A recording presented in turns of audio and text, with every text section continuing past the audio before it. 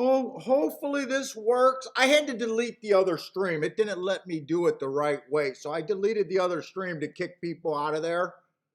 What's up, Jay? Hopefully everyone else finds out where we're at.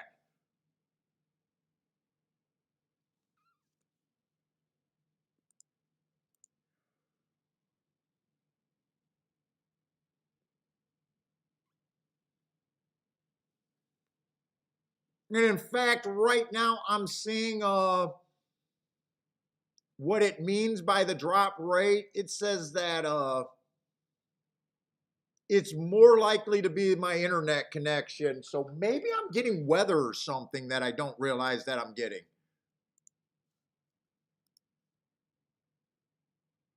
Let's see, Joshua with a 29-1 boom over there at Parks.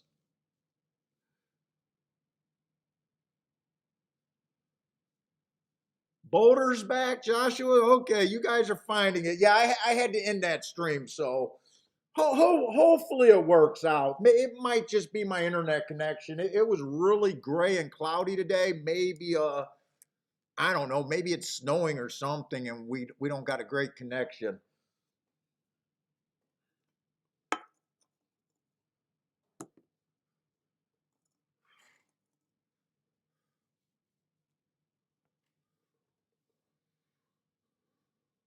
Doesn't stop Joshua from hitting though.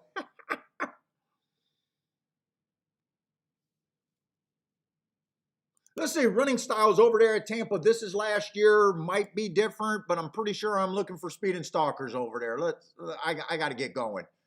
Let's see, buyers reports last year. What were we looking for on the dirt sprints? Post 1 through 3, 45%. 4 through 6, 39%. Drops off 7 on out. In theory, I'm supposed to be crushing this. Wire 41%, stalking 48%, closing 11%. That's a track that I do not know why I got about 20 years of losing over there at Tampa Bay on that kind of track. I can't explain it.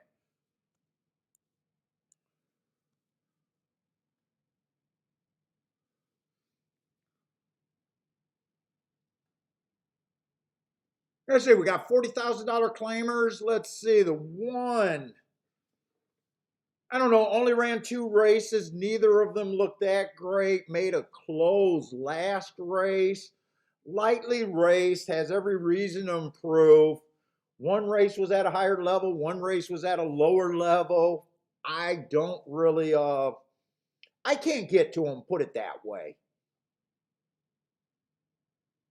9-1, depending on how you view him, could be a lot of value and could be roughly where he should be. It's really hard for me to have an opinion on him. Let's see, 2 horse. Bad rail stalking closing day, average, slow, first time out. Kind of got ran with the track there. I don't think that's a bad first time out, dropping a little bit in class.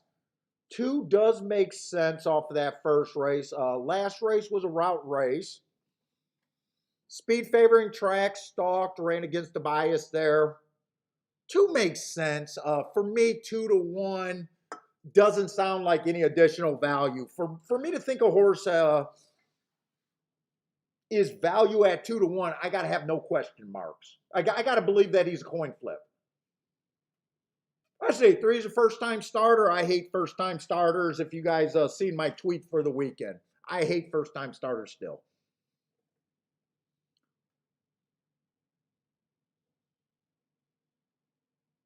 Let's see. Charles dropped the stream. I reset the stream too.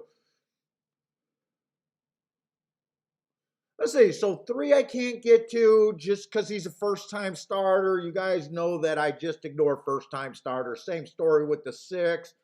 Let's see. 4. First race out, ran against the inside early pressing day. I gave him an asterisk. I can forgive that race. But 2-1 doesn't sound like any additional value here. He's basically the 2 and the 4 are kind of in the same ballpark. They ran in that last same route race, speed favoring track. Now The 4 did not get an asterisk, but he dueled with the eventual winner.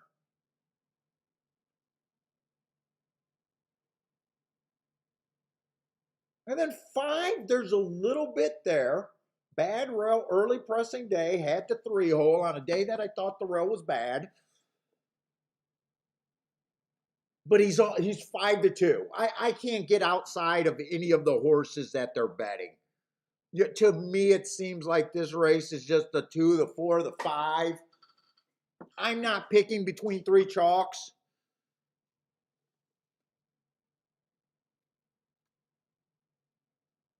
So this race is just not a play for me math-wise. What's up, Lloyd? Lloyd hit a $121 exacta at Del Mar after the last show. Nice hit, Lloyd.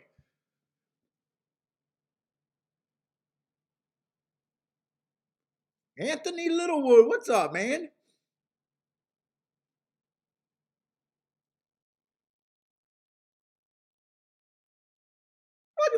Wait, what's up, Lloyd? Lloyd, hold your horses, man. By the way, Lloyd, I'm supposed to ignore you for the first half an hour on every show. That's going to be my new thing. I'm just going to ignore you for the first half an hour. What's up, Lloyd?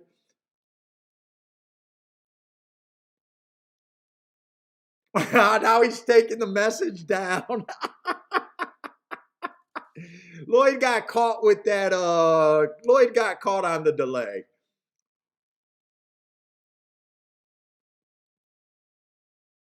Boulder still skipping. I'm sorry about that, Boulder. I just can't help it today. Hopefully we won't have the issue later in the day, and hopefully we won't have it tomorrow.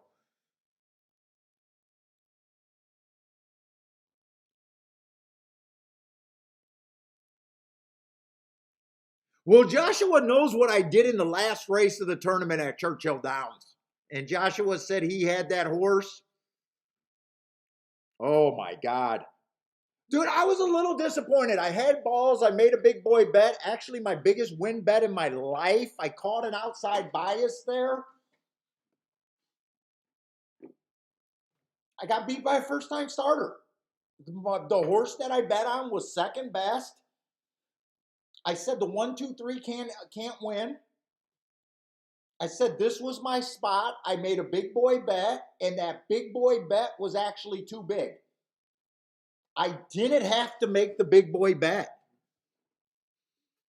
I didn't need $8,000. I didn't need that much money. I could have took after the race. I realized that I could have just blindly took 4 or 5 first-time starters on the outside, wheeled my 11 in second. As long as I did them for $50 to $100, I would have got to where I needed to be.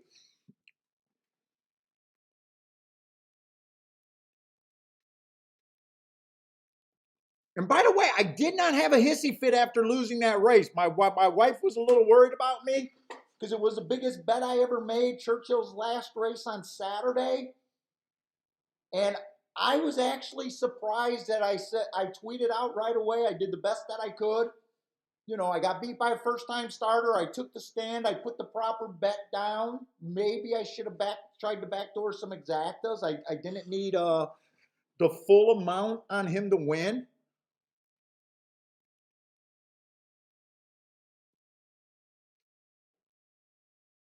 Disco, hey, by the way, Joshua, Disco's another guy that said he could have got me to that 12 horse.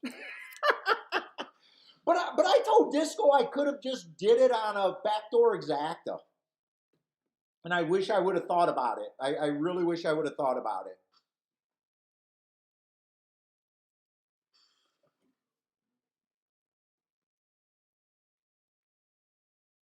Let's see, Anthony Littlewood, my man, 45 to 1 winner. Look at this show, man. I don't know how long Anthony Littlewood's been around.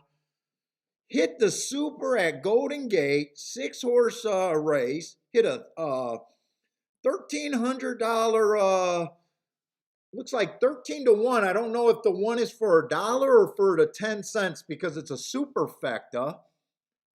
But he hit it with a 45 to 1 winner. And who says, hey, Anthony, who says you can't handicap those type of races and those type of horses? Well done, man. Well done.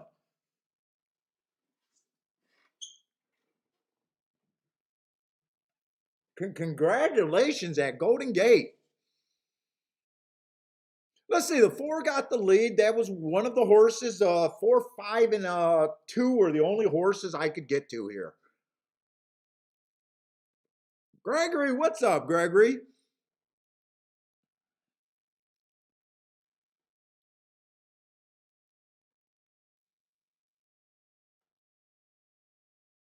Yep, Justin Maserati, Jeff Maserati, and Joshua. Yes, Joshua from on the wrong lead finished third.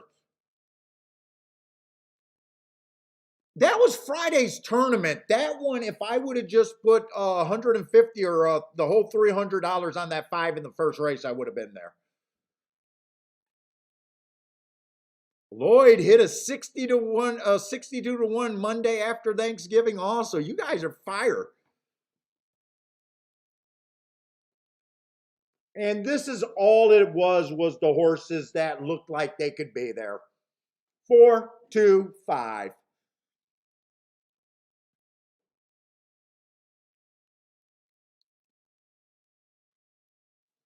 4, 2, 5. Could I have looked at that exact?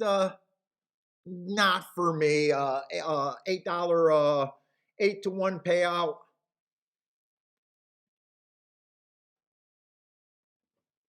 Didn't the 4 win it at around 2 to 1?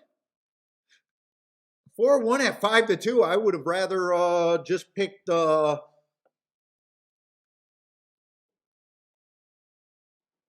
decided between the 4 and the 5 because the 2 wasn't a win candidate at 6 to 5. Couldn't have Dutch the 2, 4 and the 5, but you guys know that's not my style.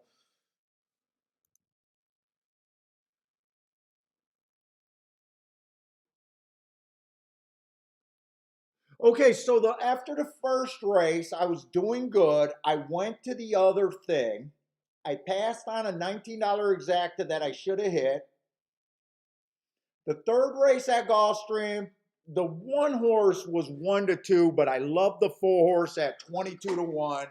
On the second entry, I played the 4 to win at 22 to 1, and I played a 1-4 exacta. Didn't play it. I played it good. I played it good. I think I played it for $20. I probably should have played it for 50. It won. It came in I think it was 1 to 2 over to 22 to 1. When I looked at the exacta before the bet, it was paying like 23 to 1. After the race, it was paying 11 to 1. So now I got 2 decent entries. I think I picked up like $200 there, but you know, you got to pay for the bet. I think I put 100 in the race, so I probably a little bit better than 400 and some dollars, so not a bad start. Early we're just trying to build the bankroll.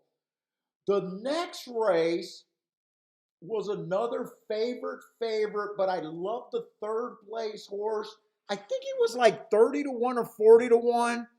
I hit the try. I thought was good. And I thought it was going to be okay because I think the horse that ran third ended up being 60 to 1. I bet you got to just wait until it fucking payout. And I got a very disappointing $9 for 50 cents. So I hit my first 3 plays, but I split them between 2 entry cards. So I got I do got 2 decent entries.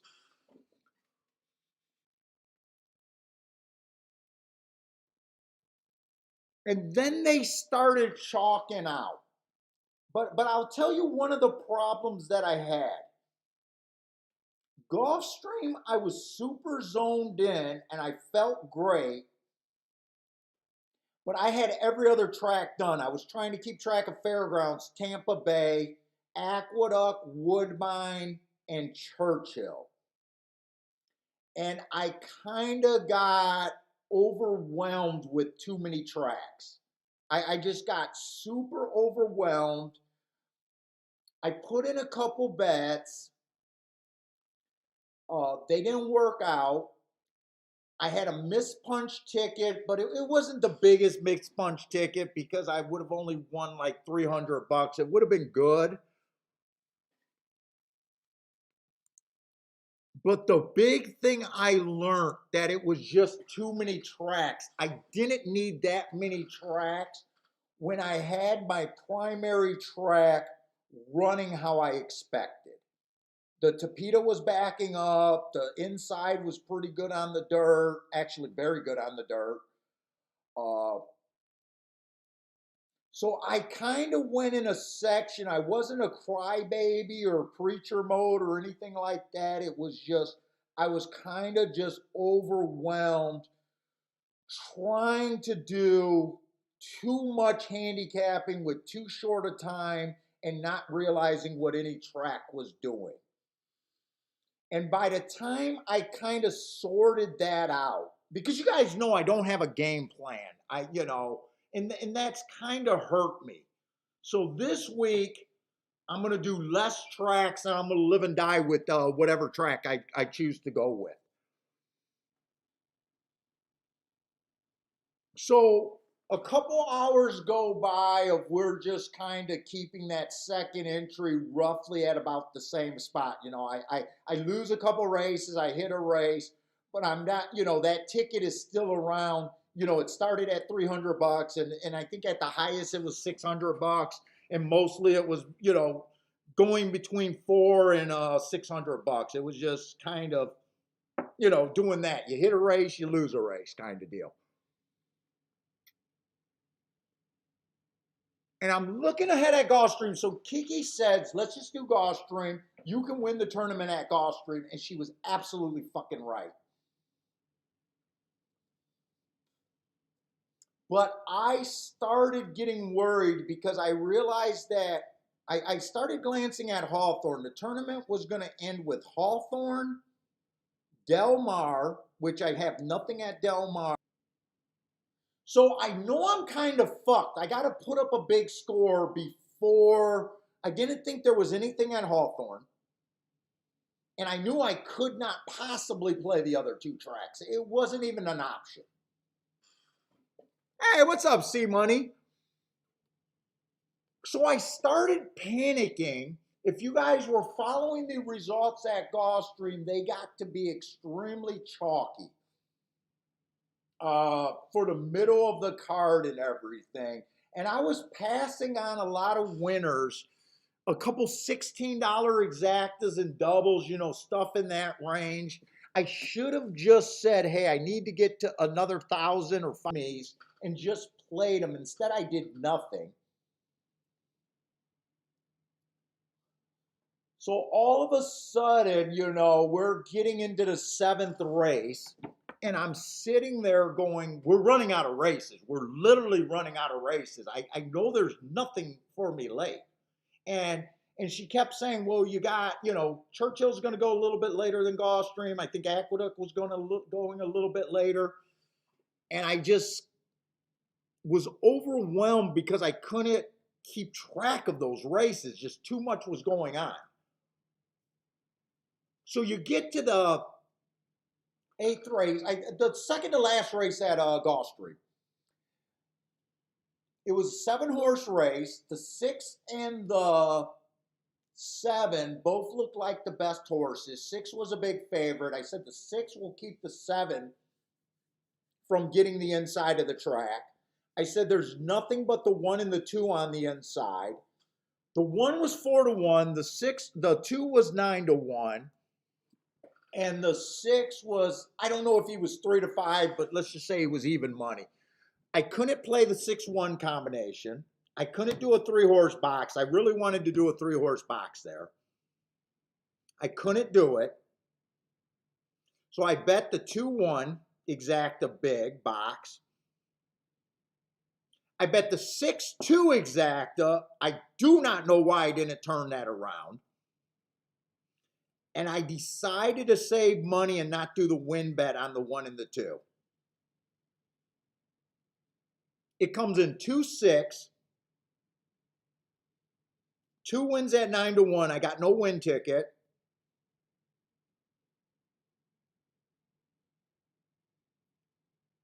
I do not have that exacta. I think that exacta paid 40-1. I don't know why I didn't box it. I have no idea.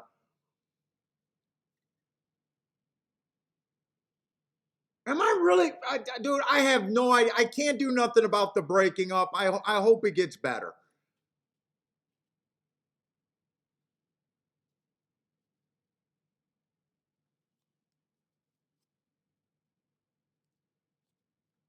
So that was a betting mistake.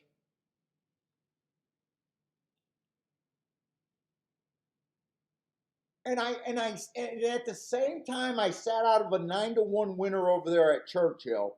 So now I'm fuming and ready to lose my shit.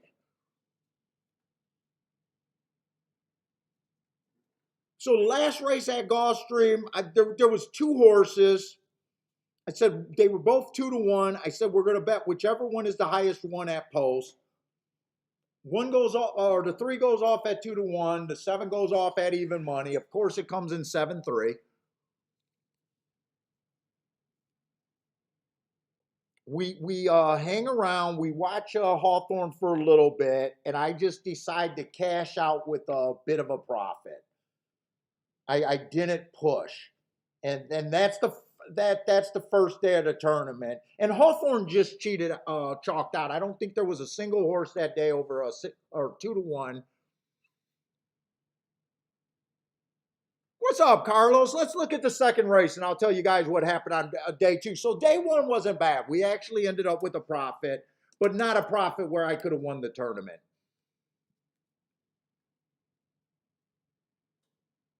Oh, actually, I'm getting my days mixed up. That was the second race. Actually, I lost some races and I hit the last race at Gulfstream. A $16 exacta. But I bet the 8 horse to win. It comes in 9-8. I forced the 8 to be first and second with 2 horses, and I just did not hit that exacta big enough. That was the first day, and then we stopped playing. That's right. So I actually had 4 cashes over there at Gulfstream, and just did not play them heavy enough. If I would have thought what would have got me to $2,000, I could have won. I could have done well in the tournament. So we cashed out, and the next day was going to be free.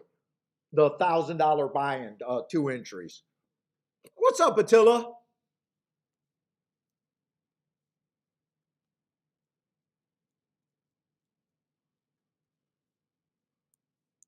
So I was not disappointed. Actually, we went back to the hotel, picked up Bentley, and we were pretty happy going into the second day of the tournament.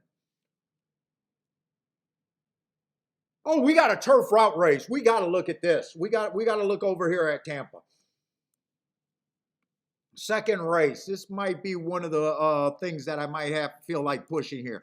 Okay, Tampa Bay. We talked about Tampa Bay on the canceled show because we had to reboot. So last year at Tampa on the turf, post positions did not matter for the meet. 32%, 36%, 32%. That's mathematically, let's just call that was a fair post position track last year on the turf routes. There might have been some days where we thought it was inside or outside, but at the end of the meet, it all ended up being even. The thing that was great about Tampa last year and the previous 3 years, 16% of the horses are going wire to wire. So wire to wire is bad. 43% stalking, 40% closing. That 40% closing is a huge number. So I'm looking at stalker closers. That's what I'm interested in. And I just need this bias to just stick around for another year or 2 or 3 or 100. What's up, Grows It Well?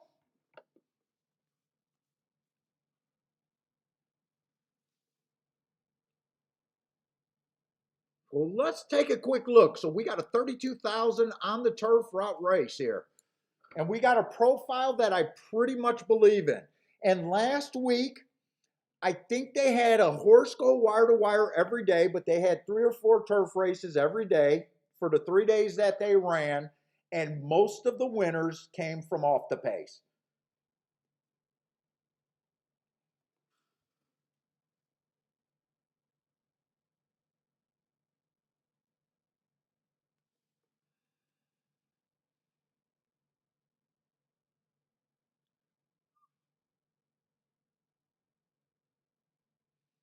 Let's see. Lloyd says his sound's been great. It might be too many windows.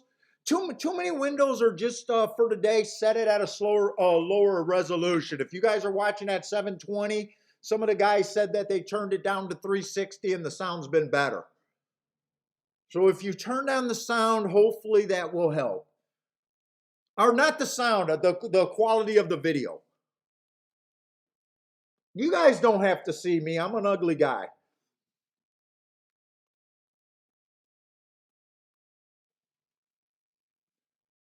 Let's see, the one's first race. Sprint, stretching out, trying turf for the first time. Pretty ugly running line. Be really hard for me to get to. Uh, but if he wins, I mean, first time out, I can always forgive a horse first time out, but he's not for me.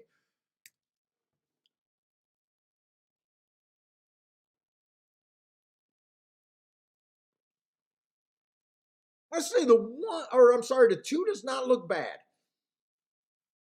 Two's dropping. First race out, stalking closing day.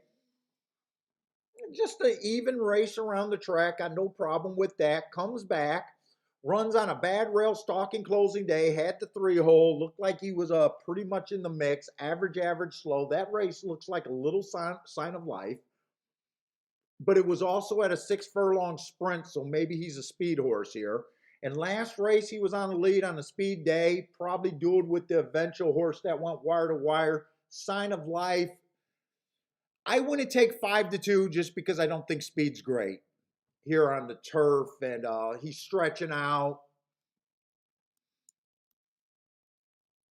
But I don't think the stretch out is ridiculous because first time out he tried to turf and he tried a route, so that is probably what they're pointing for. But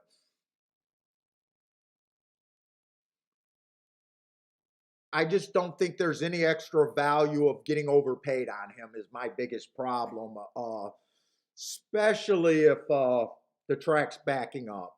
Rick's been killing it at Tampa. Nice. Keep it up, Rick. Let's beat this meet.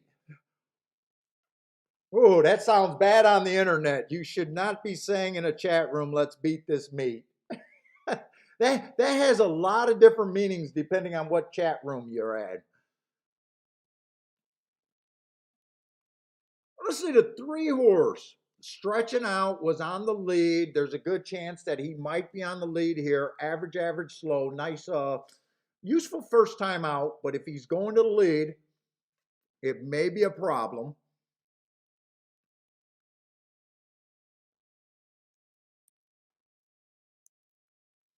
For just an ugly first time out. Could improve, but I got to kind of handicap with what I got, and I just know I can't get to him.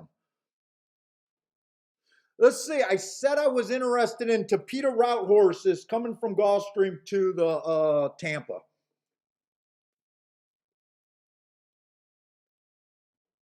And that would be kind of the move that the 5's making. 3 races ago, stalking day was a little too far back, being slow. 2 races ago, stalking closing day. I think that's a nice race and definitely a sign of life. Stalking closing day, running against the bias, going fast, average. And then last race, stalking closing day, going too fast to win, getting into a duel, very nice race. I think this horse is probably sitting on a win, but I'm worried about if he's going to be on the lead here. 7-1 might be worth me doing a bet on him though. That at least sounds like there's value there.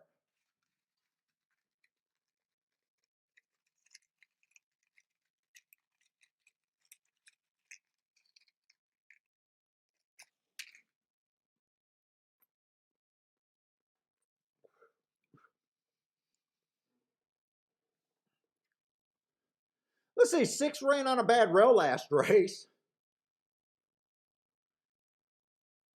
And I will say 7 is the horse that looks like, at least he looks like a closer. I don't think there's much here.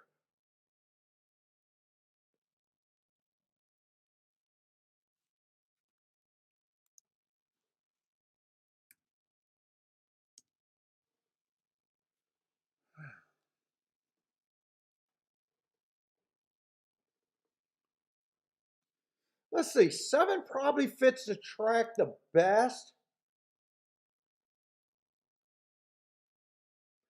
Probably to me deserves to be the favorite, dropping with at least what I think might be the right running style.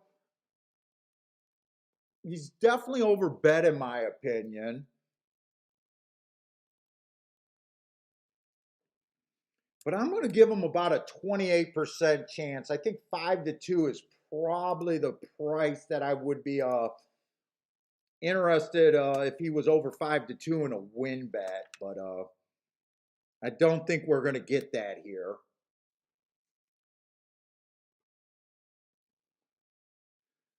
For some reason, I'm a little interested in this 6 horse because he was slow and he ran on a bad rail.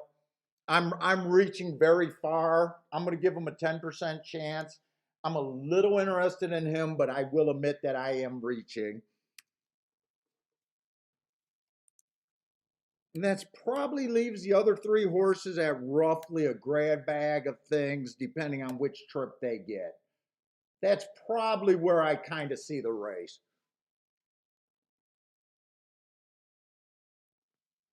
What's up, Grandma?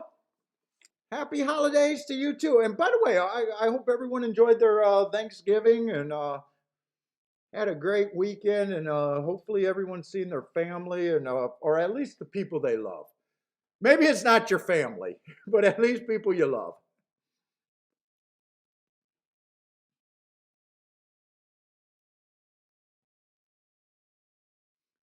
Let's see. I'm probably interested in taking that 5 at 6-1. And I'm probably interested in doing a little win bet on the 6. I don't know why I'm reaching so far on him, but I am.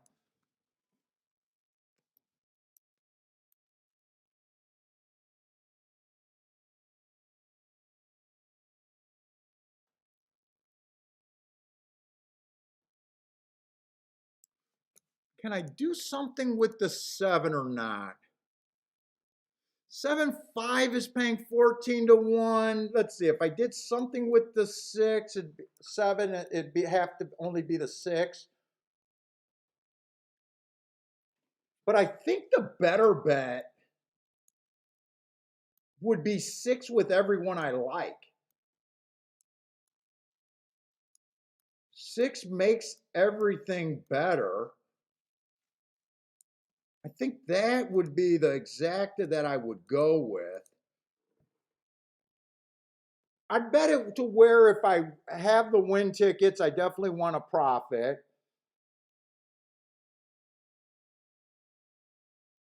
So I think I'm going to weigh the win bets more than the exacta here.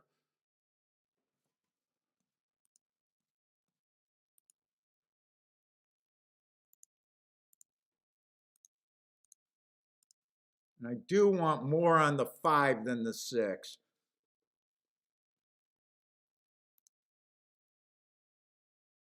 Let's see, exacta key box 6 with basically everything I think that can run. I could even make the argument if I wanted to do the 6, maybe I should have went 6 all 6. Let's say Rick's passing. What's up, Blue Ken? Grandma, what's up?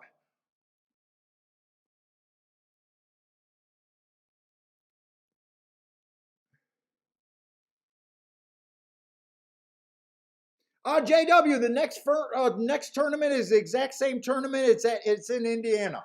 This week at Indiana. So I won't be live for Friday. Friday we'll be driving out. We're probably leaving at noon, so I won't be playing live Friday, Saturday, or Sunday. Sunday we'll be coming home. Saturday I'll be in the tournament, so we're going to be low on shows this week.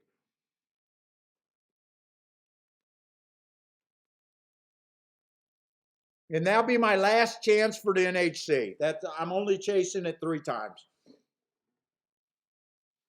And I guess because I cashed out of the tournament early on Friday, I really only chased it twice.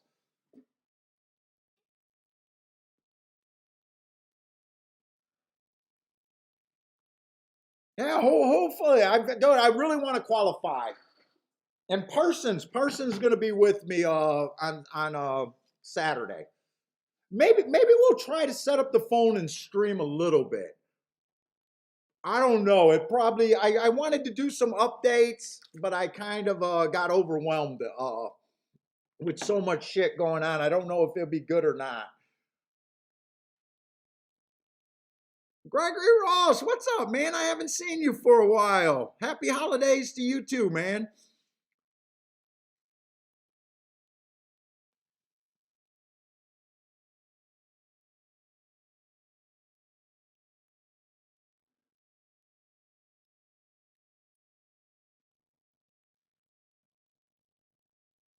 Let's say Rick is coming here. The Jack on the 5 is the best on the ground. I hope you're right. I wouldn't mind seeing the 5-horse win here. JW wants me to show to show Hawthorne how to stream. I love that they're trying. At least they're trying. They are absolutely trying some new things. So let's just encourage them to keep doing it.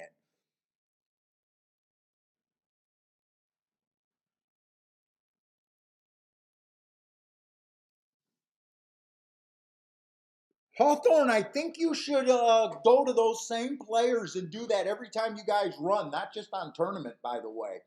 I think you should have Emily doing that with good players.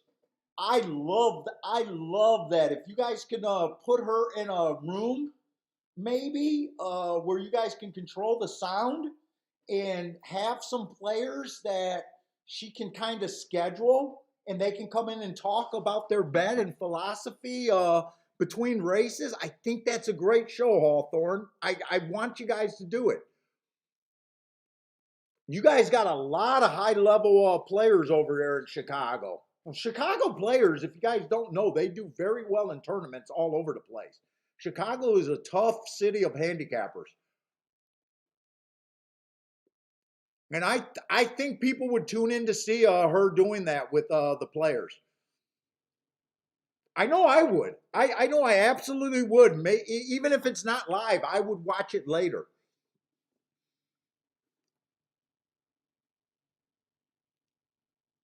Yeah, JW says Chicago dominates. Absolutely. The Maserati father and son are very high level players, without a doubt. He's probably one of the biggest players out there, actually.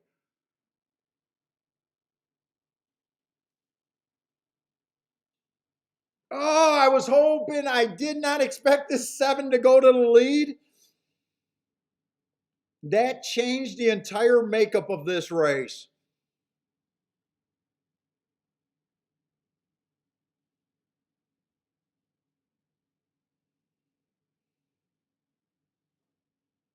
The fraction, I haven't seen many fractions over there. 25 does not sound fast, though. They were going a lot faster over this week, and I think they had some races where they were going 22 and change.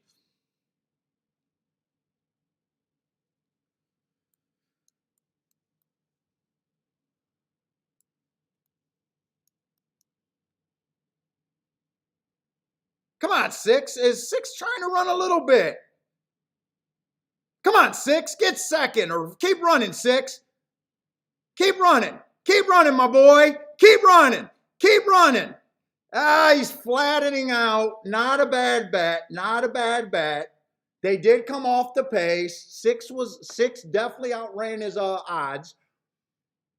7 might have got hurt trying to go wire to wire. I like the betting board there.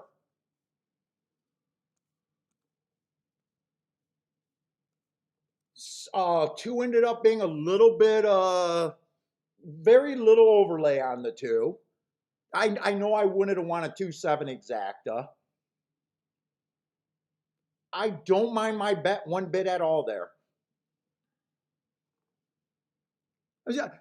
Hey, Roland, what can you do there? All you can do is see if you liked what you did there, and I'm going to say I liked what I did there. If the 6 gets second, it's a nice score. 6 outran his odds. That's all I can hope for on a long shot that I reached for.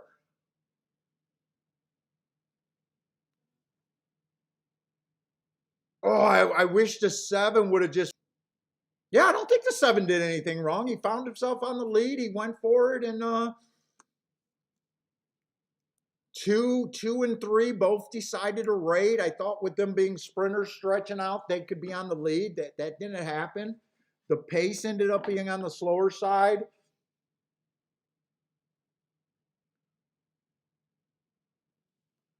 Five did not run, but I got the price that I wanted on the 5, so I don't really have a problem at all.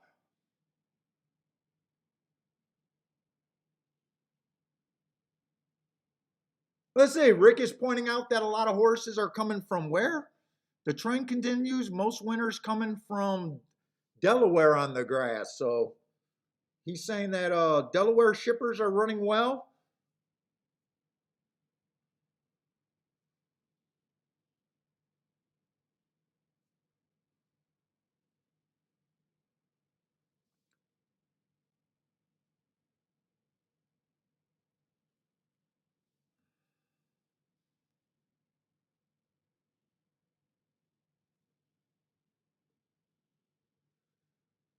I thought 5 would be on the front end. He wasn't. I was kind of happy that I thought he was going to try to close there. He just didn't have it. I will say one thing now that I'm looking at it. He did go basically to maiden claiming 16,000 for a couple races where a lot of horses were dropping for the first time. He already dropped to a lower level and was stepping back up. But I like the price on him, so I still gave him a fair shot.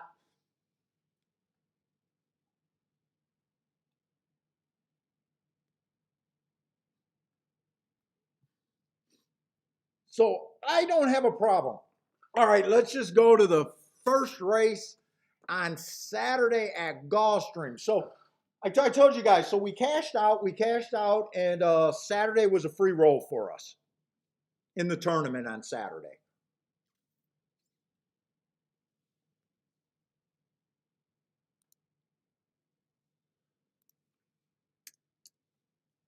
And so Kiki said that we were going to bet more, and we did. She wanted me to only concentrate on Gulfstream. She kept telling me we can win the tournament at Gulfstream. And she was absolutely freaking right. I don't know if you guys watched this first race at Gulfstream. So again, I said I want to watch the races.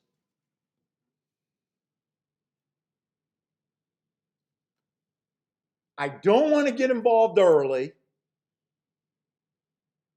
But Gulfstream is my main shot. And I'll tell you another thing. So going into the first day of the tournament, we had all the races marked. I didn't bring my laptop, and I did not send my forms to my tablet. I only had Gulfstream marked, Hawthorne marked, and Churchill marked. Everything else was unmarked. But I wasn't really worried.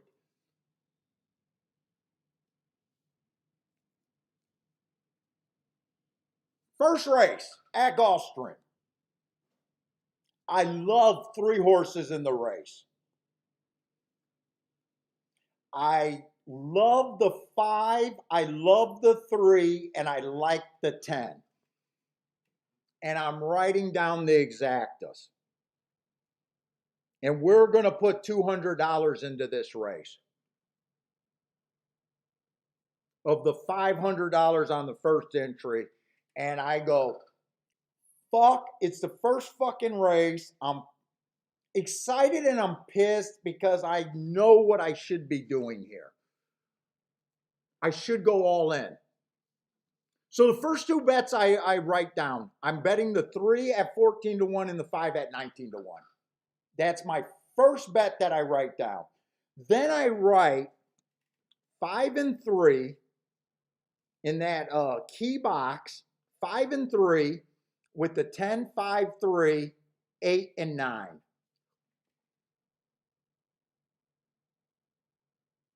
And I realized it was a $16 punch for $10. And I'm sitting there, so that would that bet would cost me $10. It would cost 160 of the $200 that I wanted to bet in the race.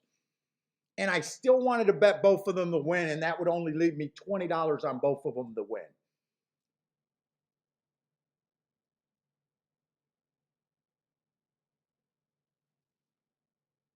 And we're staring at the race, and the last minute, I write down, why don't we just box the 5, the 10, and the 3?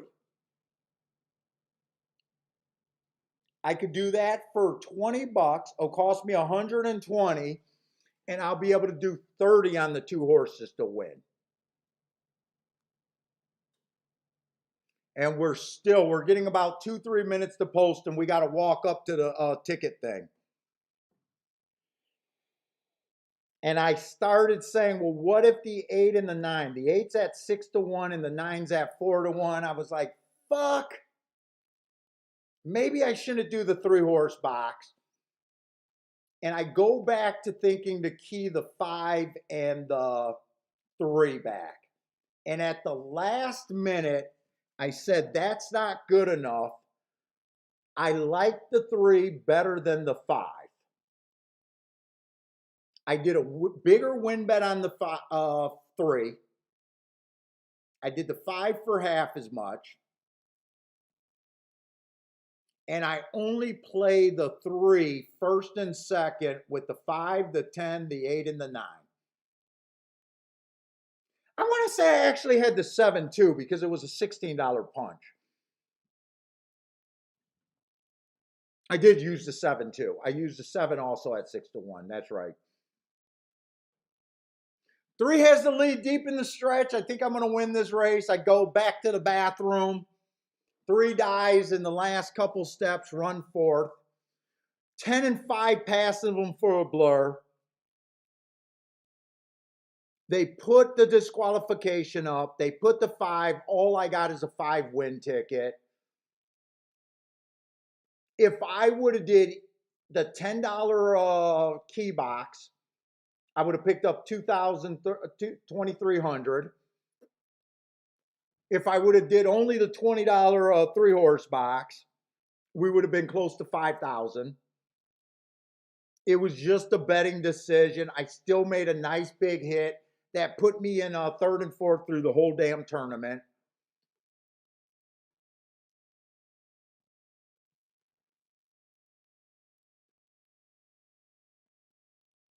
We also thought about only betting the 5 and the 3. I decided not to do that way instead of the exact. Disco said I should have not did the win bets. I should have just did everything in the exactas and doubles. And maybe he was right.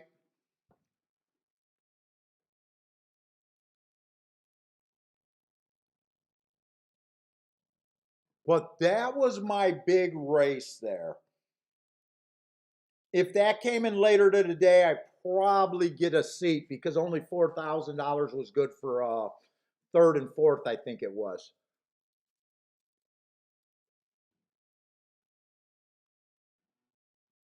So nothing went wrong. Usually in these tournaments, I start off terrible. This was just a bad tournament where I started off great.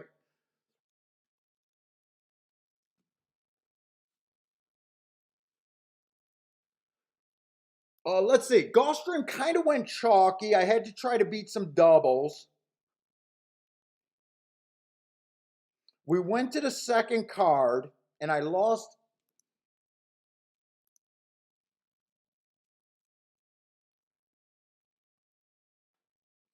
This race, I like the exacta. I was scared of the 7, the favorite. I decided not to bet.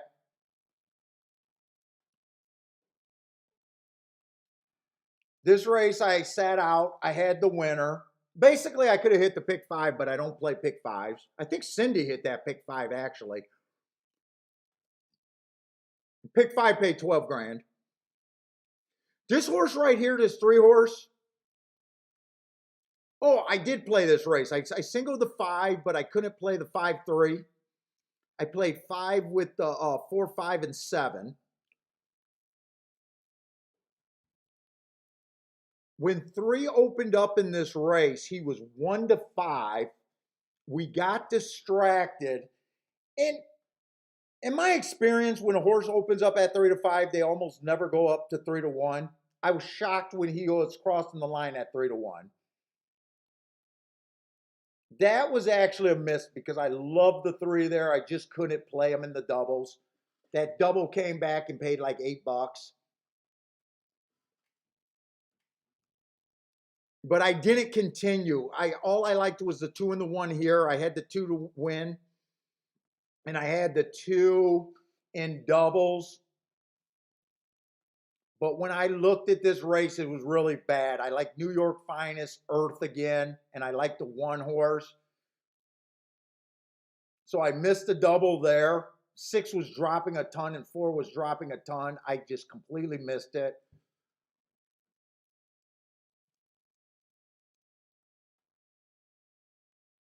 But anyways, the real story comes down to I didn't do anything. This was the 2 horse that I passed on. This was the horse that I should have won the tournament with. This was the one that I told you about. I liked the 2, the 6, and the 1. The 1 was 4-1. I bet the 1 and the 1 and the 2 to win, but not enough. I bet the 1. No, I didn't bet the 1 and the 2 to win. I did the 1-2 exacta box. I played the 6 only over the 2. Didn't turn it around. That was a 44-1 double that just made me lose my shit. I had a mispunch ticket over there at Tampa that cost me about $300. This was the race where I made a huge bet on the 3 horse, where I was between it's only the 7 and the 3 to win. 7 went down to even money, so I took the 2 at a 5-2. And then I made a giant bet in the last race at Chicago or Churchill.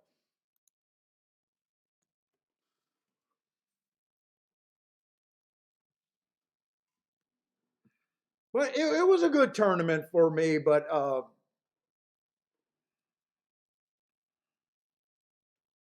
I just wish that first race was later in the day.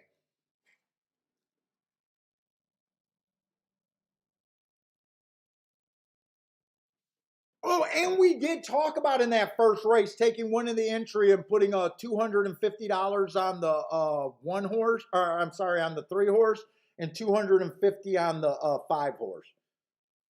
That 250 on the 5 horse would have got me 5,000 some dollars back, but I couldn't do it on the first race of the tournament. I don't know. I just couldn't do it. Well, oh no, I didn't want to lose my form. Hold up, let me grab my form back. Shit.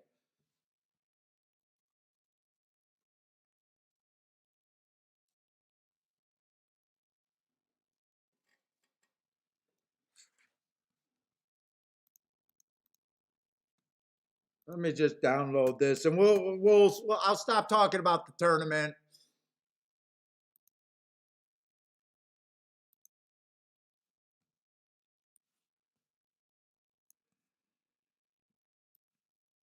And we'll get back to our regular show.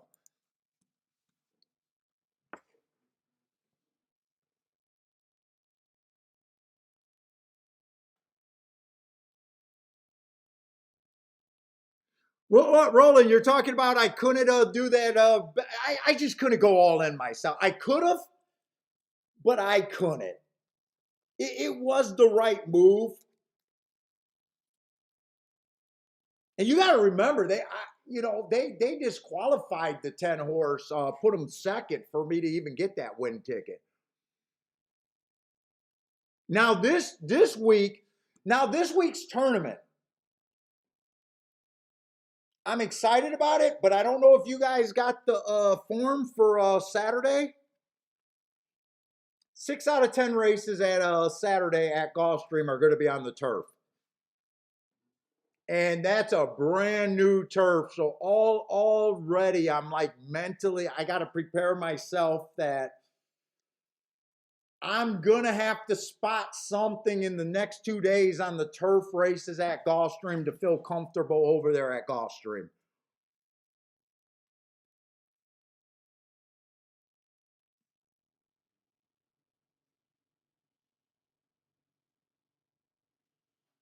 But this tournament, I'm going for it. Fuck it, I'm going for it this tournament.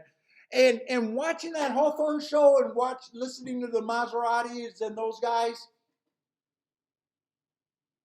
they're playing with the optimal strategy, and I'm going to adjust to that. They said that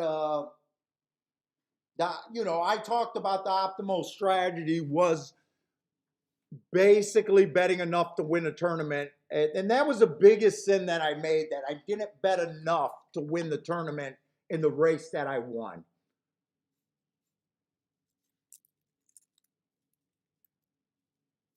So this week, I'm going to bet enough, and it's just a matter of me being right. If I'm wrong, I don't have a shot, but I hope when we do the next show next week that at least I'm not, it's either going to come down to me not having the horses. I hope I'm not making the same mistake where I had the horses but didn't bet them.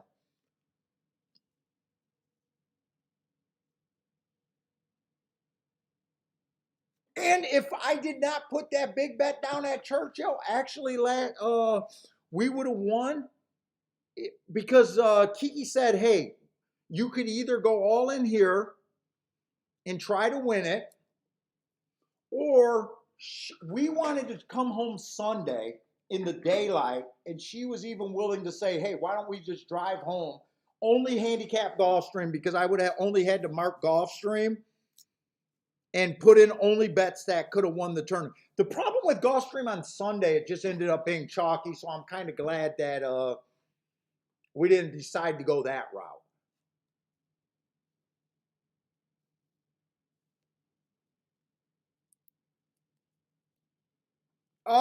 There was at least two, maybe more. There's always the haters always say that it's the dad controlling everyone. I don't know. I don't know. The kid's a young guy. Dude, if my dad was the biggest fucking horse player around, I'm pretty sure I would have picked up some things from him.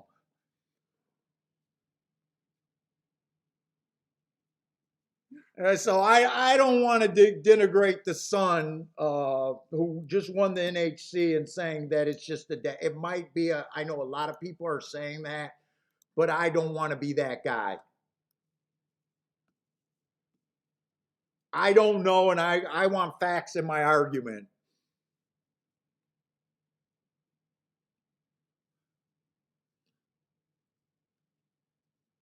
I don't want to be that bitter guy saying, hey, this guy has an advantage. He has an advantage because he's fucking good. And if his son's good, his son's good.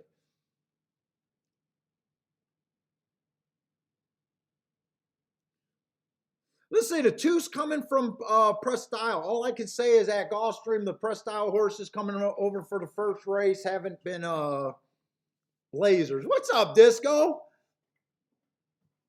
What's up, man? Disco's telling me he's doing great work over there with first time starter reports and just killing it.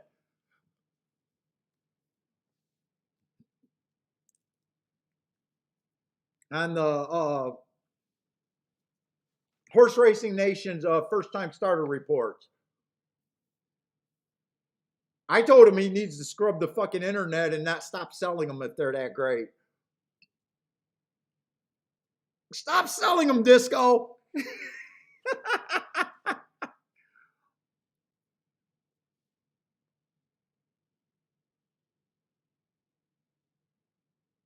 Let's see, 4 races ago, ran on a bad rail. I don't mind that race one bit. Comes back, wins, average, 1 tick slower than the fastest winner average. He's at the proper level. Let's see, last 2 races ago, kind of on the slow side, but not a bad finish.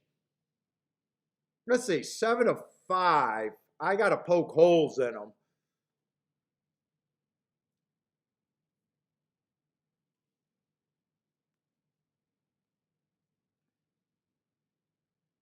Now, the son won that tournament with the same exact and the same 3 horses. He just did a $50 try, from what I understand, on the first day of that tournament.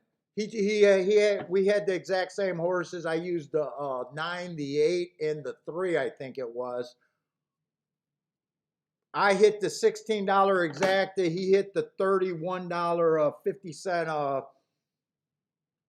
trifecta. But he had it for 50 times, 100 times, and that was enough to win the tournament for him. I think $2,900 won the first tournament. $7,000 won the second. And the third, I think it was like 4 or 5. And only 1,300 got the 4th place. So the scores were a lot lower that last day.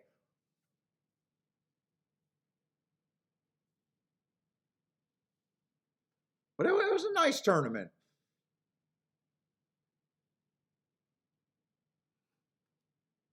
Let's say the 3 looks like he should be played, or at least be the favorite.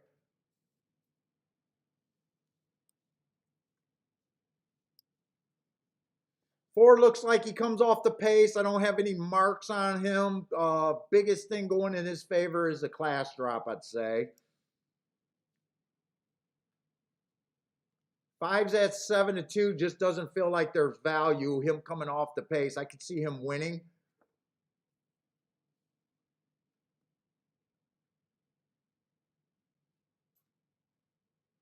I don't think this looks like a really good race for me. If 3 wins, I don't see an exacta that I think would be great.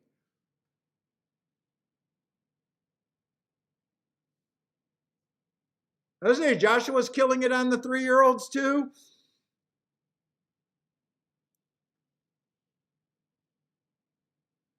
Yeah, I don't want to go in the conspiracy. Let's say even if he's comparing it, he just got a couple more inch, or he's controlling it. He still has to have the horses. He still has to have the horses, and he still has to have the balls.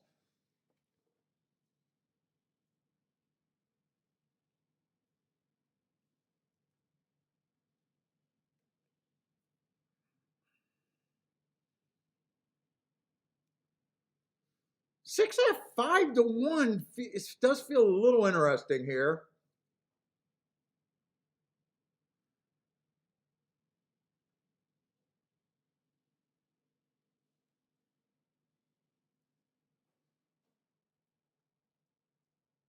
What did they do at Tampa on the routes last year? Post 1 through 3, 147%. 4 through 6, 141%. There's a big drop off from 7 on out, 12%. Speed wired 28%, so not the biggest. Speed's not impossible, but it's not a highway out there. Stalked 53%, closed, deep closers at 18%. So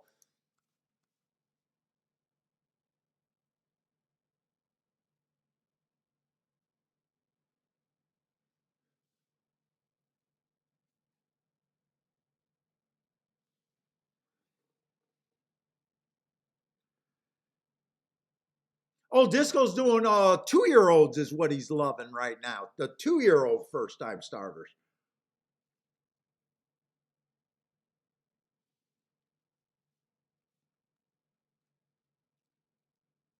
Yeah, so I'm doing a show today because I might have to play a little bit of Tampa this weekend.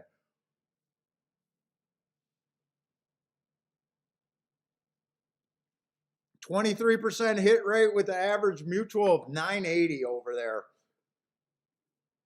And I finally talked to Disco on the phone after months of not hearing from Disco. So it was nice talking to Disco again.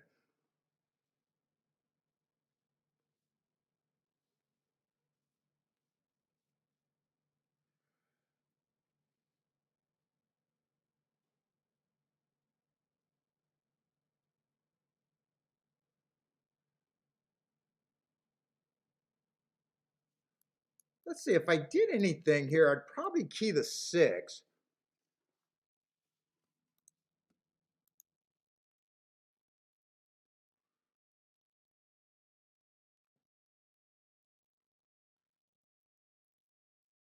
Yeah, those aren't great.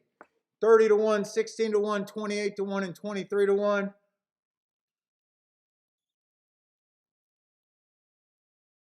I think I pass on this race myself. If four wins, I don't see him being close enough to the pace unless the class drop helps him.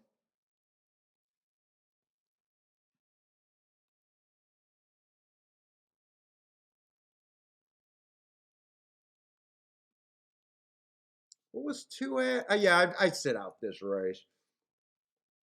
No bet for me here.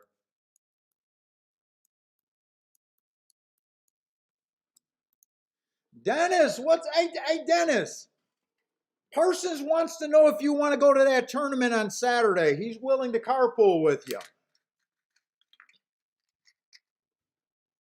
Come on out to Indiana, Dennis. Your picks have been on fire, man. Give yourself a chance.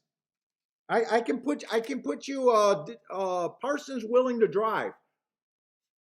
He asked about if anyone wanted to carpool with him.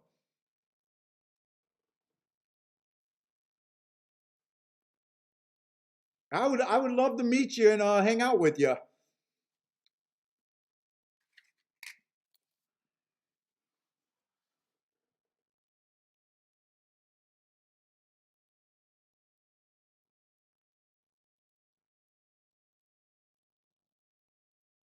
It'll be a good promotion for your picks if you win the tournament too.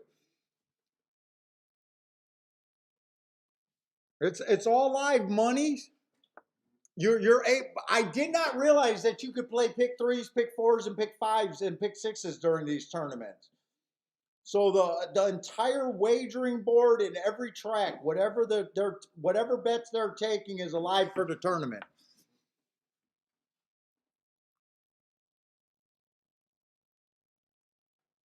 Oh, okay. You're gonna have to. I was gonna say, hit me up on the email if you wanted to, dude. Even if you just wanted to come and hang out, but if you can't, you can't.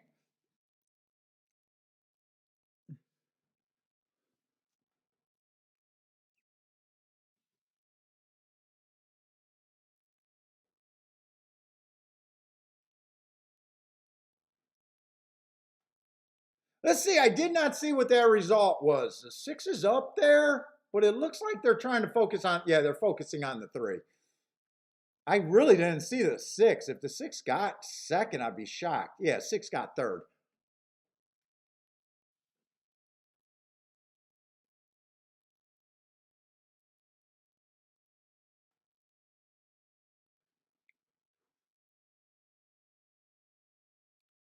3, 5, 6.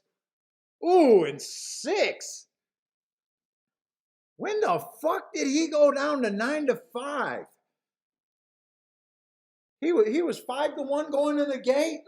Let's just assume that the computer boys got their ass handed to them that race.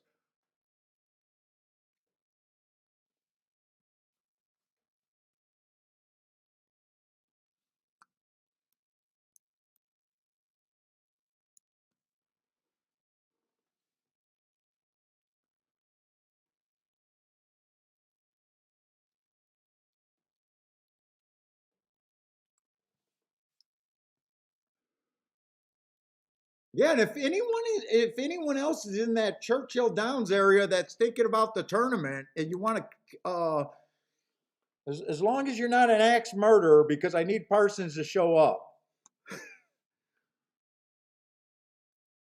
Jay says the computer boys got no chance against the shakeup crew. I just hate it when everyone just says and assume that they're killing everyone. I don't know if they are. I know that they don't stop me from hitting tickets, and they shouldn't stop anyone from hitting tickets.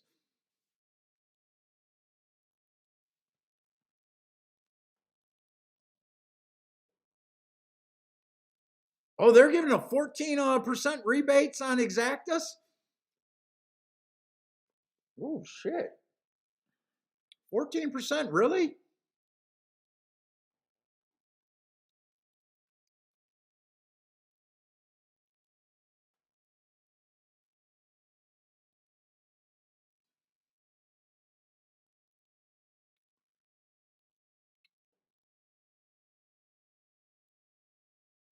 Roland says, well, I didn't really like the two.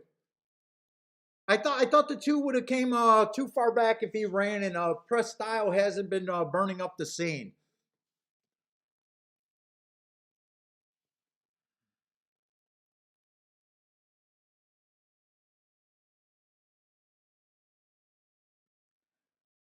Let's see. Disco says they make a 3%. I don't understand the math there, but I'll believe Disco. Disco talks to a lot more.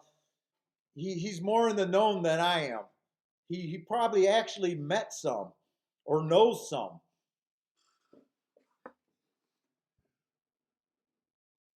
I'm a simple boy under the radar here. I would love to be taken under the radar. I would love for someone to show me that.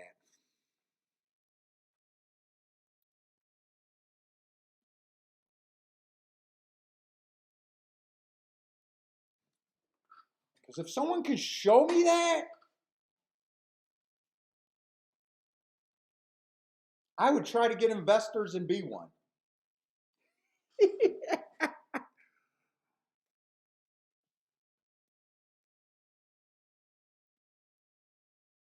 Hey, Disco, how much do I have to have in the ADW to be considered a computer boy on cash? Do I have to have like 100,000 or something like that?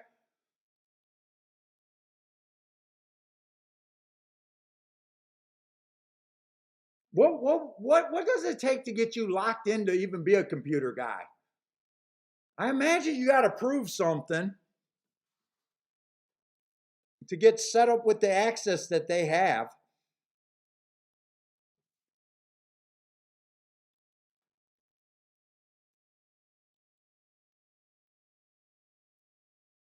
I don't think it's a private club. I think if you approach the right thing,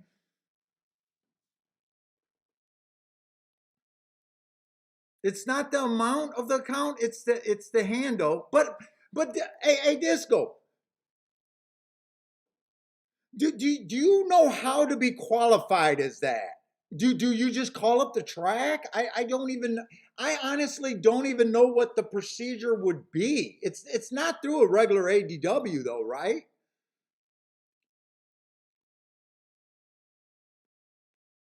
I can't all of a sudden, without contacting anyone, just be a computer guy, right? Don't they got programs where, or is that just their own program that they have set up where they're able to calculate and put the bets in with the push of a button?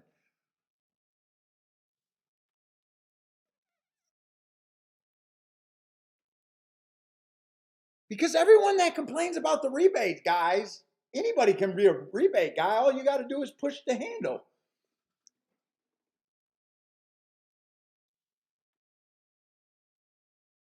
I'm not willing to push the handle, therefore I'm not that. But if you're willing to push the handle, right? That's all it is.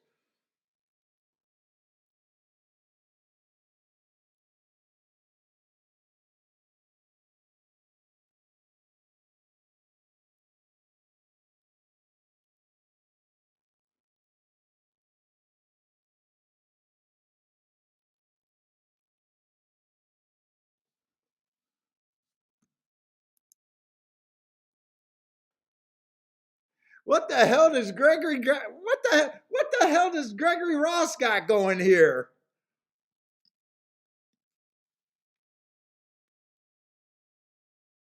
Ah, okay. So yeah, that's what it takes. So you call up select ADW. There's only four in America. Show your total handle, and then they'll connect you. I thought it had to be something, so it's not exclusive. You find one of the four companies, you call them up, you say, "Hey, I'm gonna do this." They say, "Okay, let's get you set up," and then you put the money in.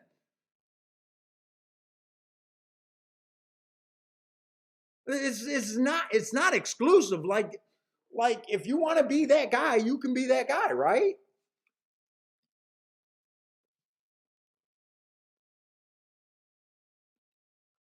There's nothing that stops you. You don't have. It's not who you know. It's not. What's up, Zero? Yeah, Gregory Ross is trying to code us out or something.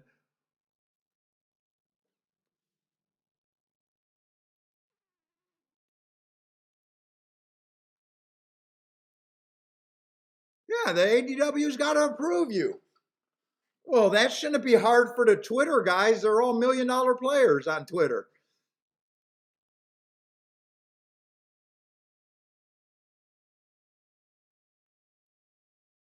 But there's nothing that.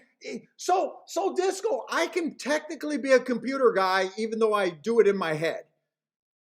If I can show that I can handle 3-4 million a year,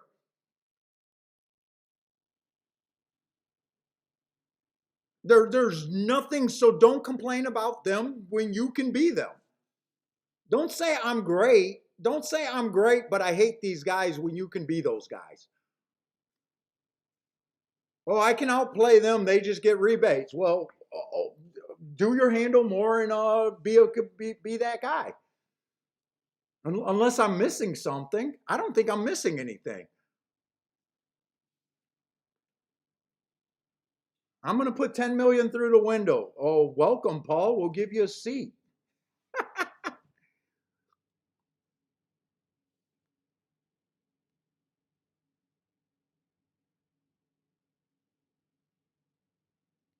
Disco's going to become the computer guy that I know.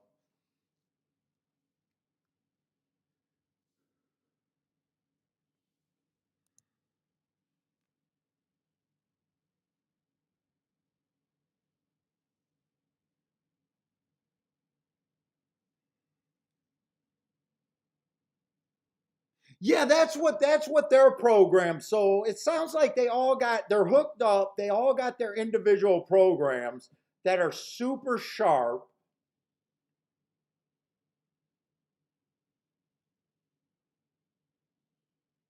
But there's no really hindrance of anyone because anyone can, like I always say, anyone can get rebates. Fuck, I get rebates.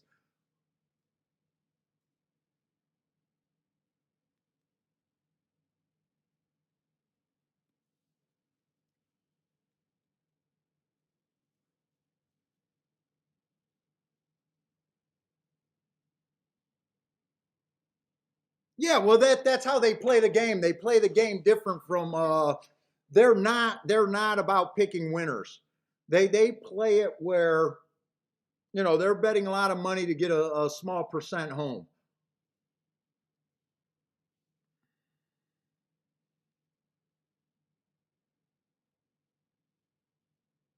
I'm not a bright guy. I would love to meet a team or something to be like, this is really it. I'm interested in that like crazy.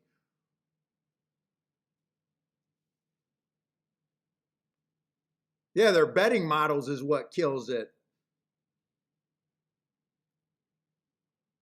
So their betting models is probably the exact same thing. Whatever handicapping factors, and they make all their bets on price based selections and where they think. So from what I understand, they're trying to bet the prices down to where they think they have an edge.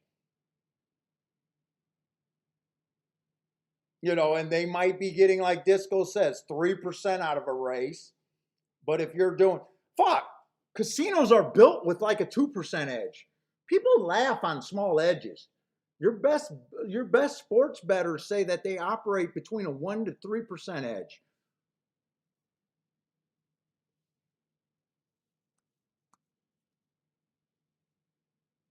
Yeah, all they want to do is break even and collect a 3%.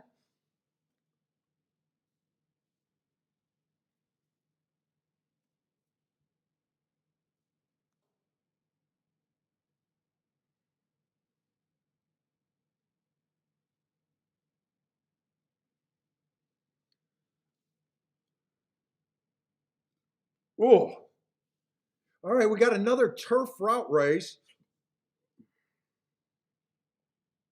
They did come off the pace in that first race. I do feel like there's more speed in this race. I got a lot of horses that I don't have marked, which makes it a little iffy. Got an 8-horse field, but I'm going to try to play the turf route races over there.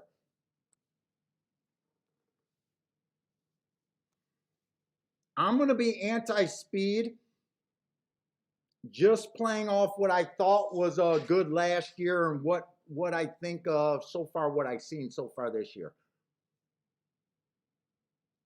Always dangerous when you're a biased player trying to predict a bias that may or may not be there. So if they go wire to wire, I probably can't hit a winner here.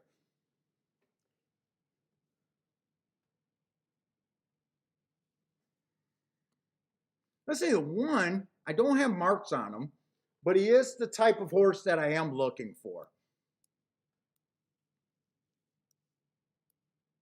There's a nice big close to a win. There's a nice big close to a win. Nice big close to second. I'm just going to say I think he fits.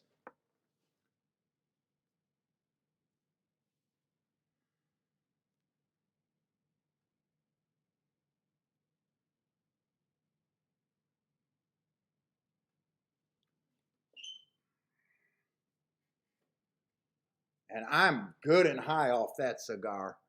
In fact, I got 11 minutes. Let me go to the bathroom and grab a drink. I need a drink. I badly need this cookie. Where's my cookie monster?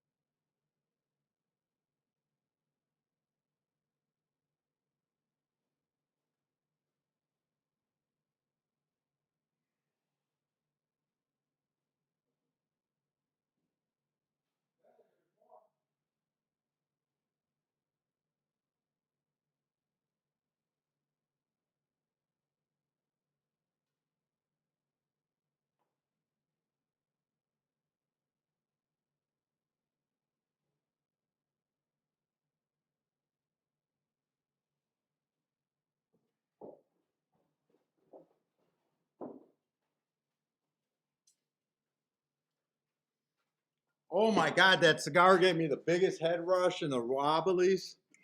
I got the head sweats going and everything. Holy shit, I'm going to lose it. Holy cow.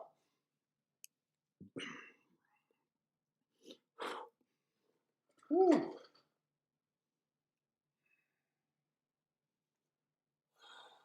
I hope I'm not turning green. Holy shit, did that kick my ass.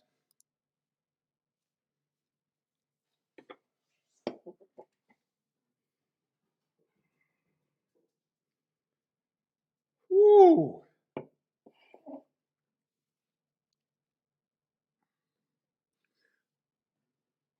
Let's see, two depending on the trip. Might get a good trip.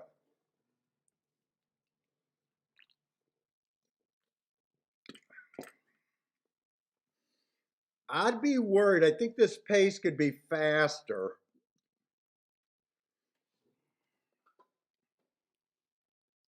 Oh my God, Dad got the head spins and the fucking sweats going. Woo!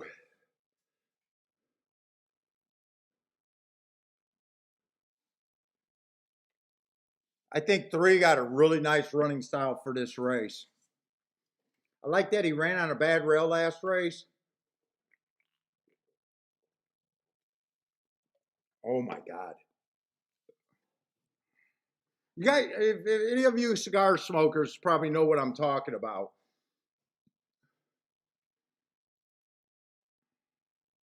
Let's see, four looks really good, but I'm hoping he goes to the front end.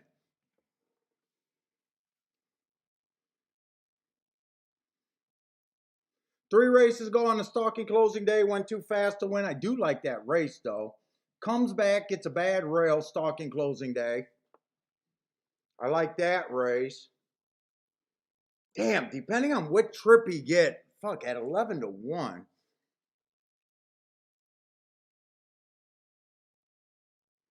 Five being a sprinter, I think five's going to lead, but he has a bunch of class.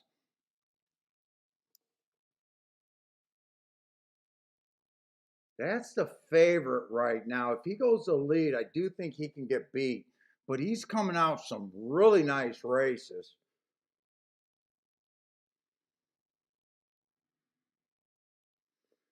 I'm going to need the six to go to lead.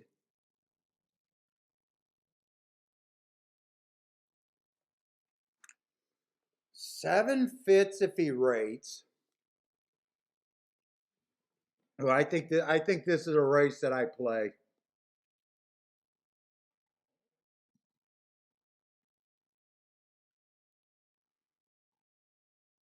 Eight got the right running style. Feels a little cheap here. Hmm. How do I want to break this race down?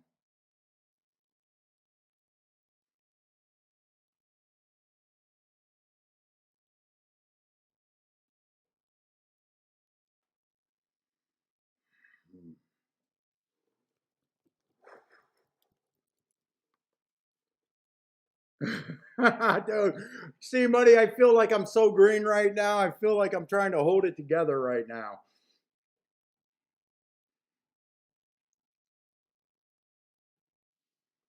Dude, I think I want to do something with the three, but I think I want to do a betting line here.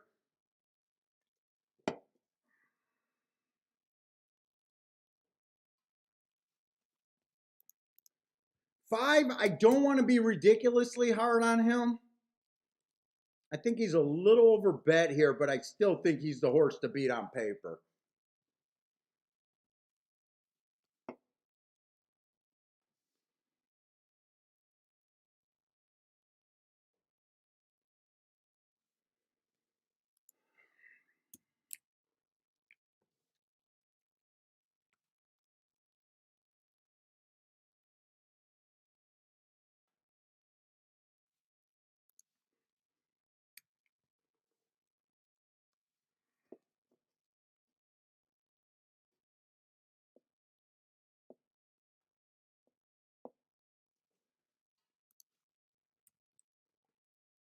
Wow.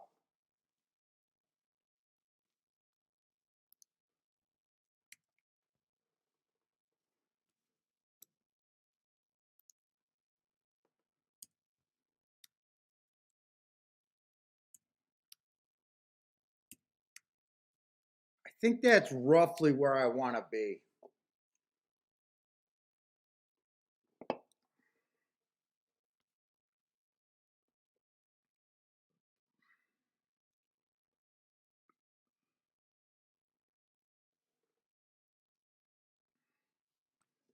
I definitely want to use the 3.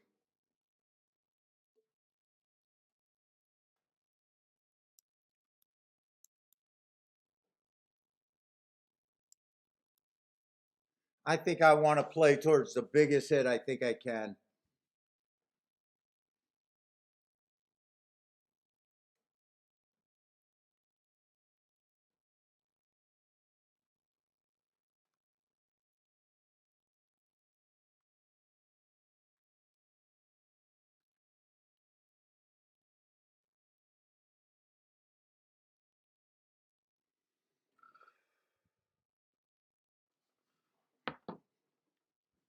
Fuck, I like a lot of. I could go so many different directions. I'm definitely doing a 3 and a 7 to win though. I know I'm doing that.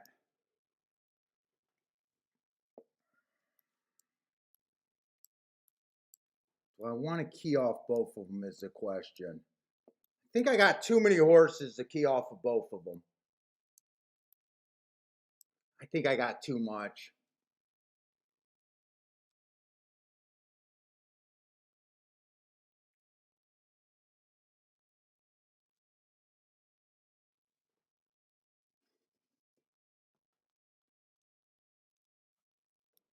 How many combinations is that? That's a lot of combinations. That's a $20 punch if I use both for $1. And I want to hit this.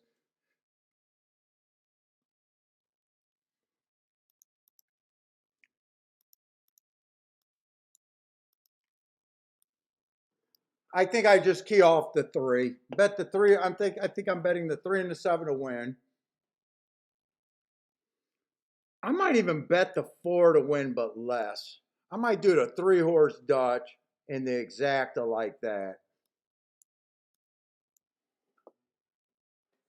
Whoa, they're getting to the gate fast. I think that's how I play this race.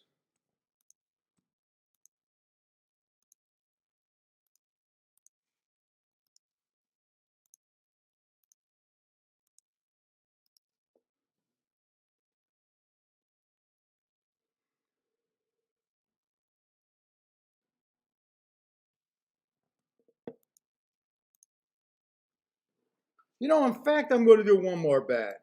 3, 4, 7 in a box. But I think I'll be okay with just the win bets. I'm betting the win more than the exactas here. I think the exactas I'm just too dangerous about.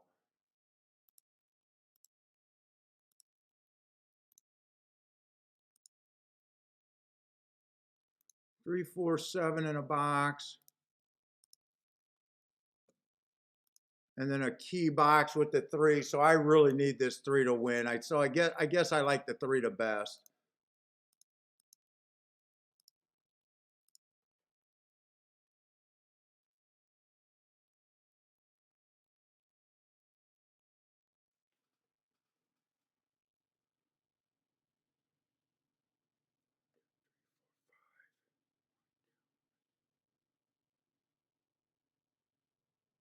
Why do I got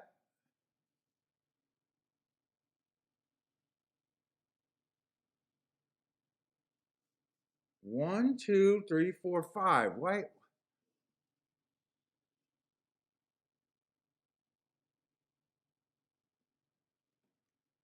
Why is this looking wrong to me? I got the 1, I got the 2. Oh, I don't have the 4 on that ticket, but I got them in the box. Okay. All right, that's right. So I had the 4 here, and that's what's throwing me off. So I got the 3, 4, 7, 4, 4. Okay.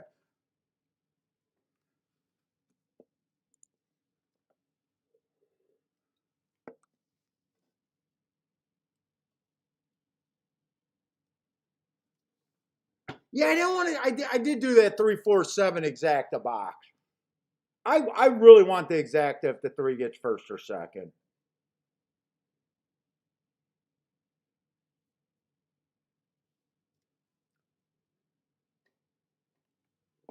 Maybe I should have been conservative and just took 5 with those horses first and second. I think that would have been a safer.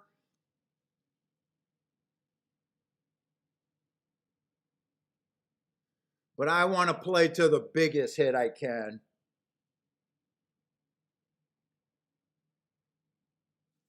If the 7 gets first or second and it comes in 7-3-3-7 or that, I'm going to regret not doing that $20 base bet, but that's too expensive. If I did that for 10 bucks, I'd only have it for, that cost me 200 bucks plus the win ticket.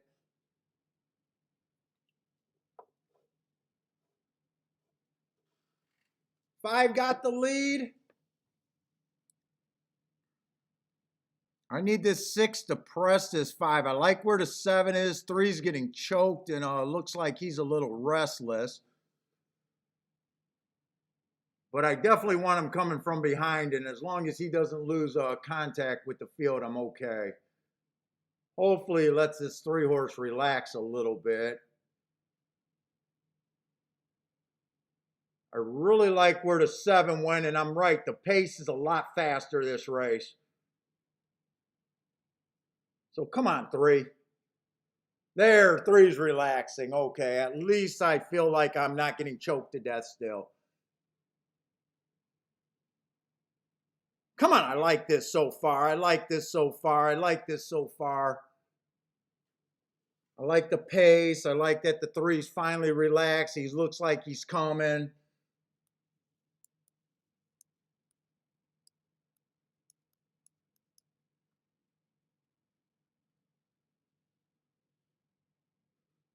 Come on, 3.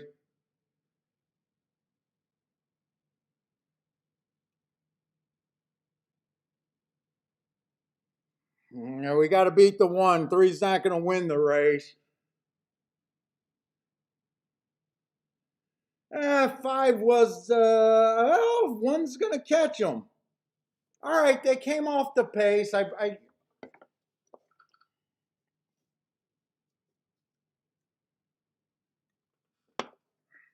I like the betting board there.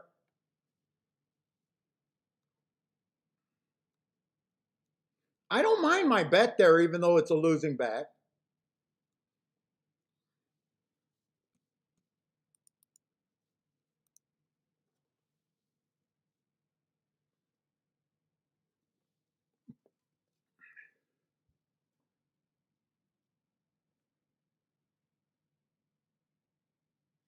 I thought this race had potential to pay more than what it's going to pay.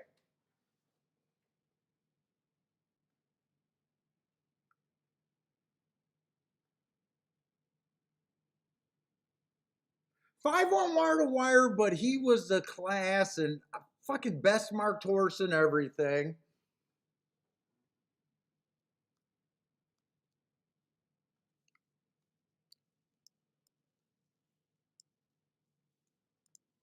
I just thought that race had a little bit more potential. 1-5's paying 22 to 1, so not bad. I just thought that it could have been a double digit kind of much better payout there. And really, I got everything I wanted with the 3. I got the pace that I wanted on the front end. I got that they did close. 3 got first run over the 1, just wasn't good enough. If the 5 would have fell out, I would have had a nice hit. The 1-3 was paying 42 to 1. I would have been fairly happy with that.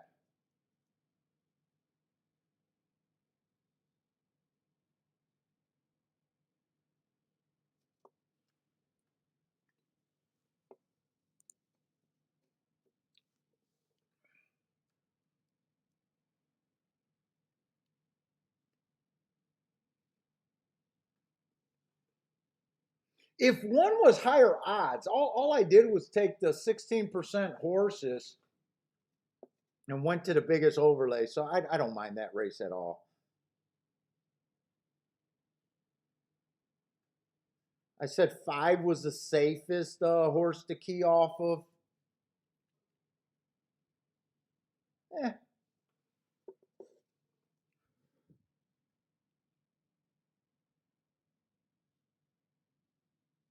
yeah, right running style. I got no problem with that at all.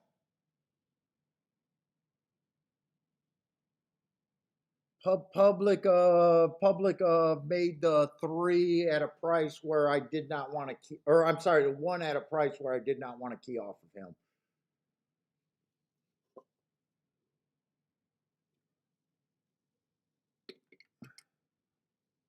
What's up, Funks Gaming? What's up, man? Oh, you like the one horse? Nice hit.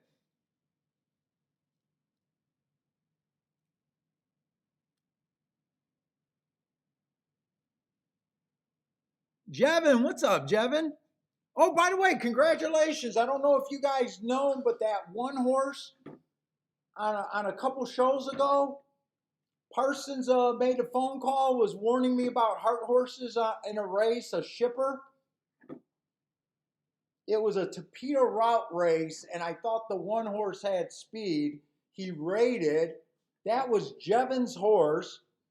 So Jevin actually had the bet. Remember, we spotted Jevin. He had one with all in the doubles, all in the pick threes.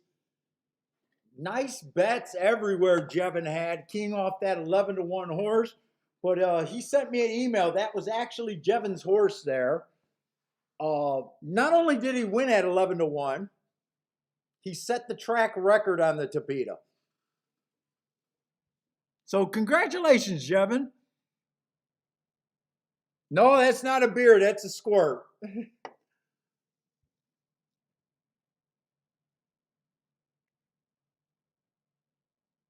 Now, Jevin, did you bet him because you loved him, or did you bet him because he was yours? That's the only question I had. Well, was that a bet because he was your horse, or was that a bet that you loved him there? He ran a great race.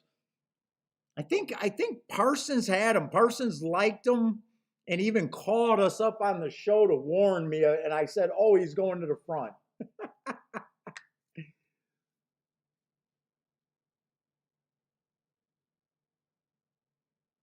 Jay says it'll be cooler if I was drinking beer. I hate beer. I fucking hate beer.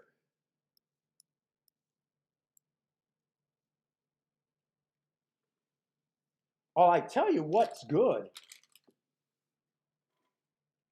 Fucking Seagrams and Squirt. How old is this cup?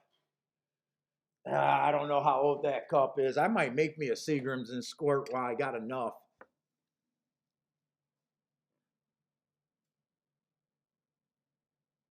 I think that horse was coming from like Colonial Downs or something. Jevin's horse.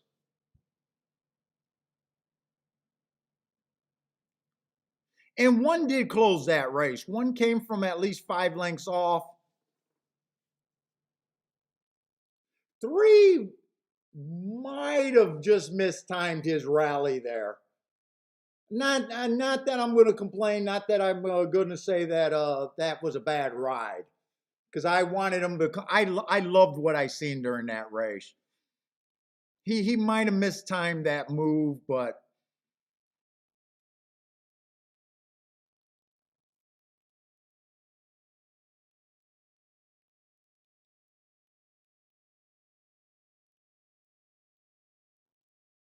oh, we got two J's in here. Jay Davis and a J. Okay.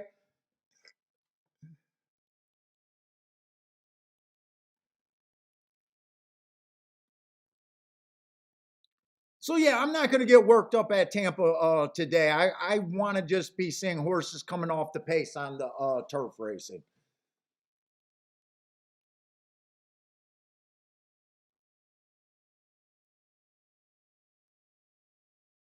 Maybe I should have thought to play some tries with that three. I don't know. What did that try pay? Was that try worth thinking that I could have done some things different? Trifecta actually was not bad. Almost $52 for 50 cents.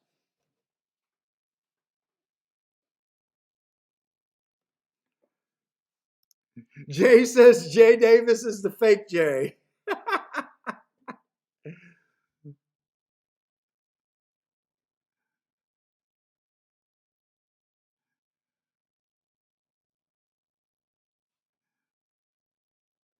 Rick said, "Yeah, that race I got no problem with. When I got crazy odds on some of the horses, I'm always going to go to the biggest hits.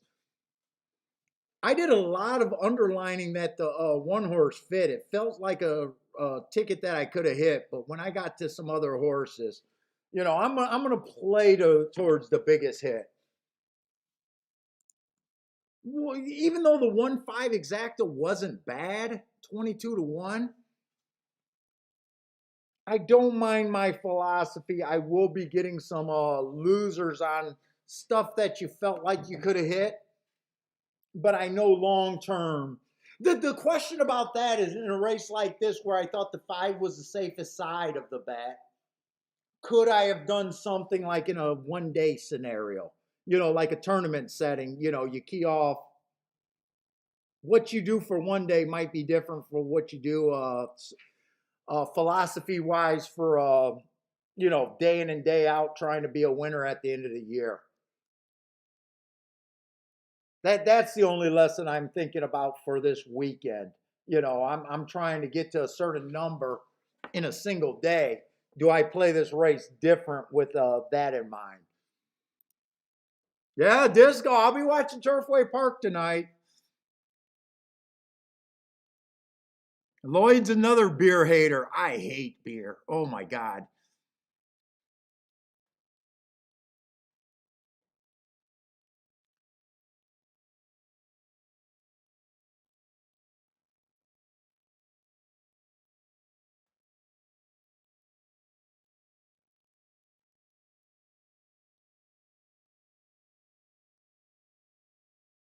Let's see. Dennis is not a fan of the new turf announcer over there at Parks. I don't know what the deal was there. I don't want to say too much, but she's definitely not there yet. I don't know if it's a good marketing strategy because people are talking about her. I know she's been on camera before, but that announcing game is something different. She'll get better. I mean, she'll get better.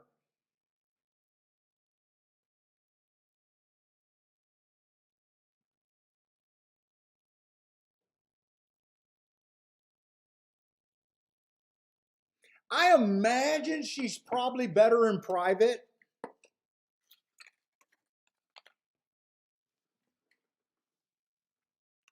She's probably stressed. She reads the Twitter and everything.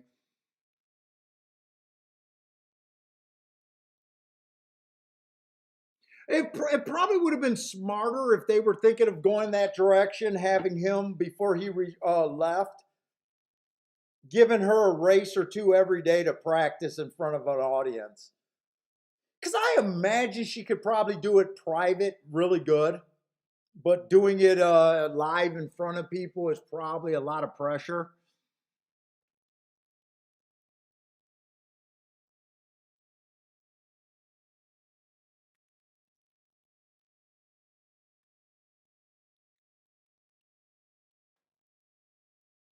I'll just say at this time, she's not qualified.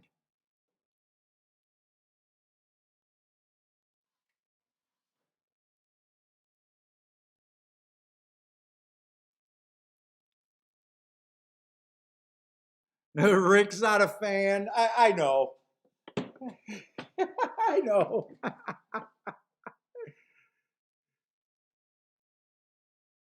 Rick says exactly. Well said. Yeah, I got to be woke. I got to be woke about it.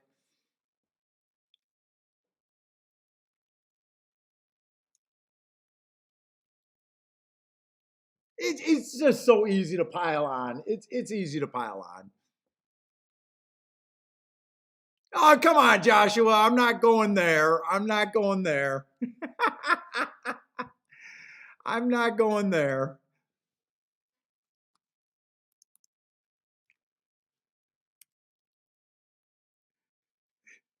And I don't even know if you can say being an announcer at parks is the top.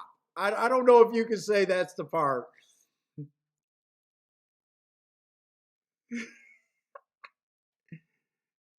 Oh, come on, you guys are ridiculous. You guys are ridiculous.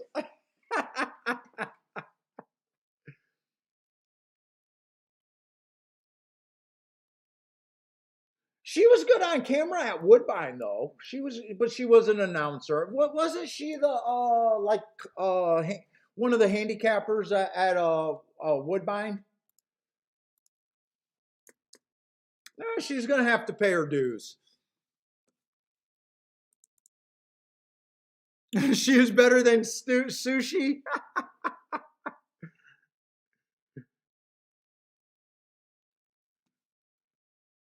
Let's see. We got a 5-horse field with a 1-9 with the even money betting favorite in here. Jesus Christ Almighty.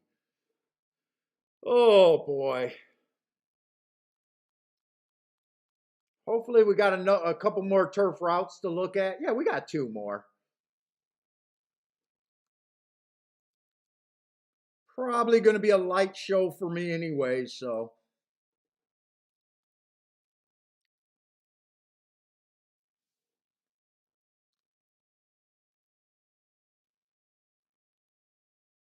Let's see. Austin's gearing up for Turfway also.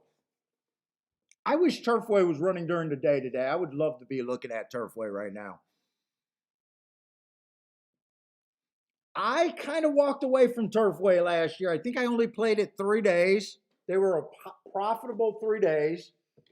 But what scared me away from Turfway last year was that inside was better than what I've ever seen it.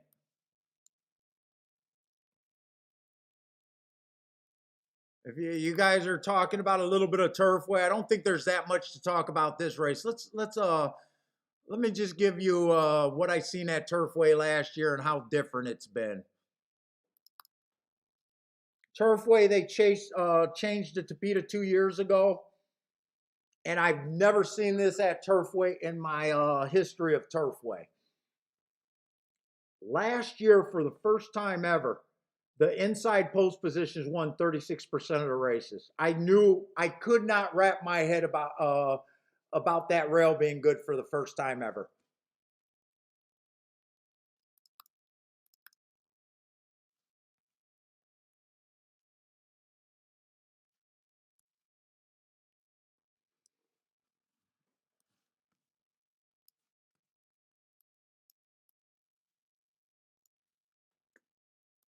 I only played it on a couple of Saturdays when they had daylight racing. Let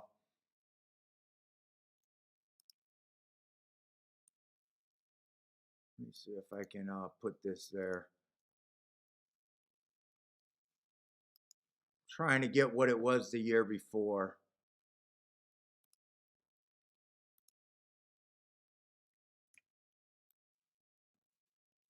Oh. Let me get that formula right.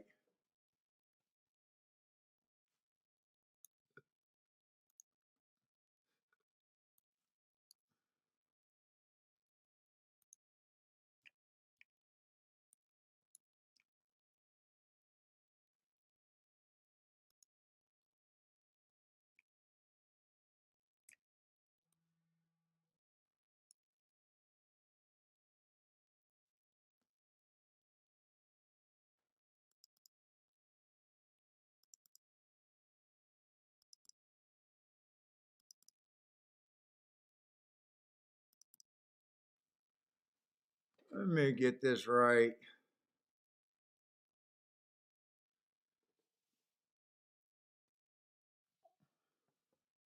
What was it? What was this year?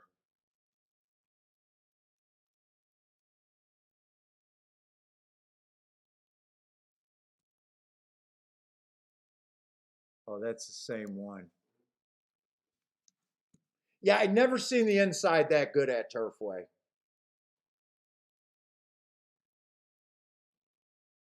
Other than that is for the sprint, speed, and stalkers. All the years before that, the 20 plus years that I've been beating Turfway, and Turfway was my favorite track, the inside had almost zero chance. And last year was the first year where I ever seen this. The inside was just, at the very least, fair.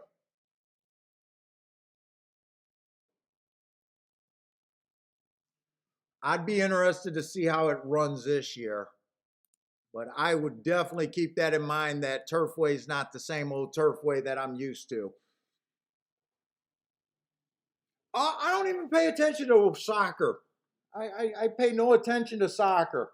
And I'm married into a bunch of Macedonians and they love soccer. So I can't wrap my head around soccer. I'm like most dumb Americans.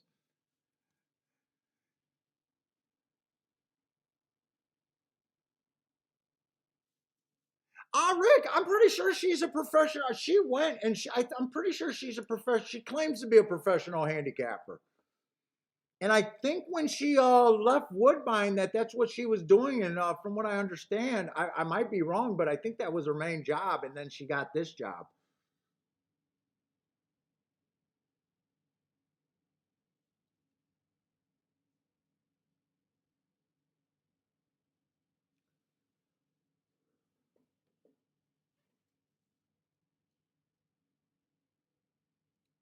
Let's see, only a 5 horse race. Let's just see what's in here. I'm already toned out with the 5 horse field with the 1 to 9 though.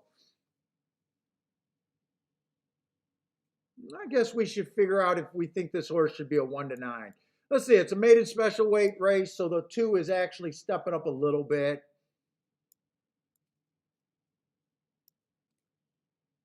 First race out, 1 tick slower than or average, 1 tick slower than the fastest winner average. Not terrible.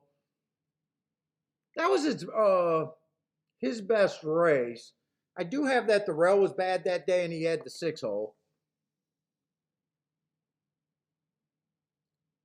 Comes back, bad rail stalking closing day, just slow, average, slow. In the last race, inside of the track was good and didn't really run that great.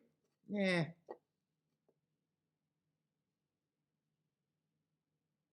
Three's been all over, dropped, been at maiden special weight. 4 races ago, I don't think that was a bad race.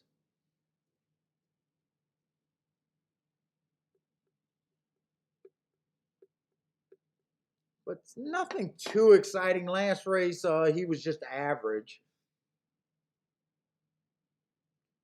4, I do like the Hearts running against the bias on the Tapeta routes, but this is a sprint. He's at least a big enough price where I might be a little interested, but at the same time, I know I'm reaching. I don't mind a reach at 15 to 1. 5's a first time starter. I have no idea. Let's see, there's 5 horses in this race. I'm just going to say I'm going to agree with the betting board that he should be the favorite, 50% chance to win. Say everyone else, I don't care, 18%.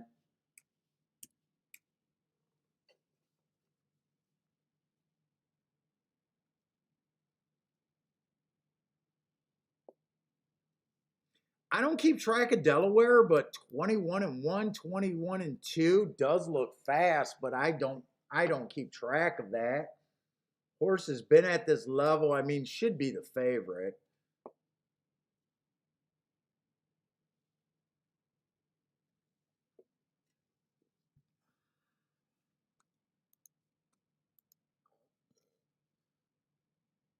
Wow, we're already in the 5th race, huh?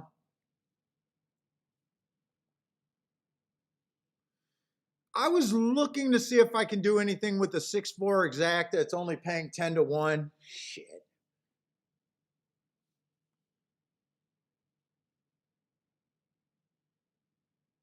Yeah, fucking only paying 10 to 1, huh? The other exactas are worse. The second highest exact is 8 to 1 to the 5.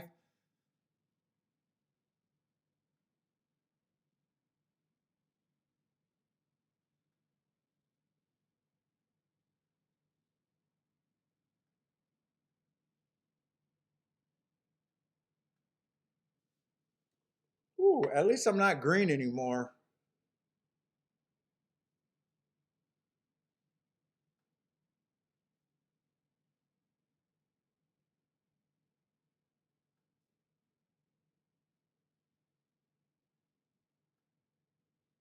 Let's see, the 3 and the 5 are overlays. I mean, I could force this bet and just do a Dutch bet, hoping to beat this 1 to 5. Ugh, I don't like my options here.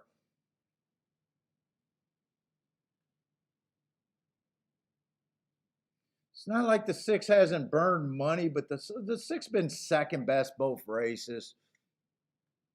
Ugh.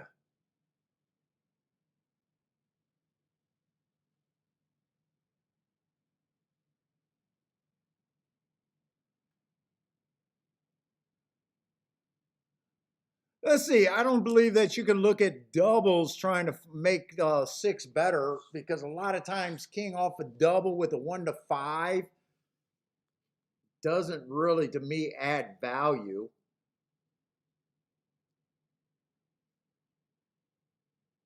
Let's see. There are going to be a lot of speed horses. Is there any scratches?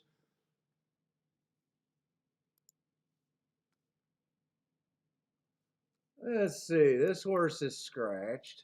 Next race I'm looking at.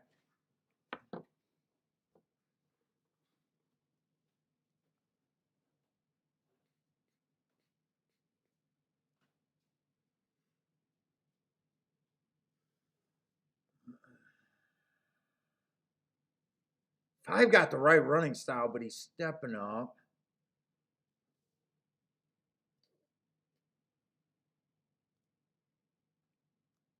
Dude, there's nothing but speed next race. Let's see, 5 and 7 next race just catch my eye. Let me look at doubles, but I doubt it if those are going to be any good.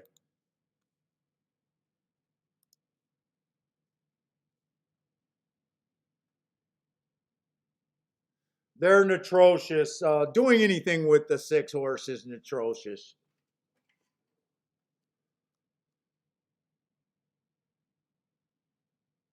I can either wait for the next race or I can bet the 4 and the 3 to win here. That's really all I can do.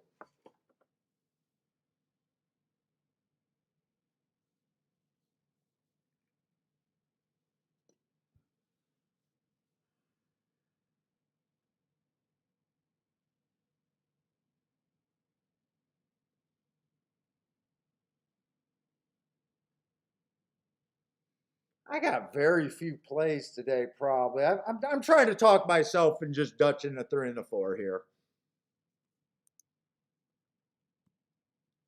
I don't love it. It's the only place that I could really go.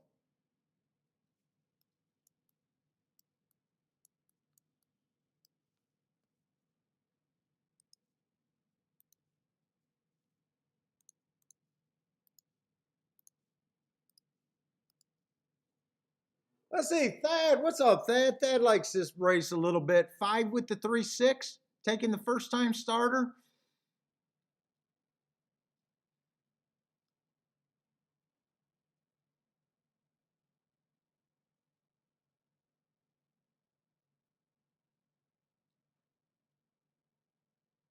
Dennis is going to take a small shot with the 3.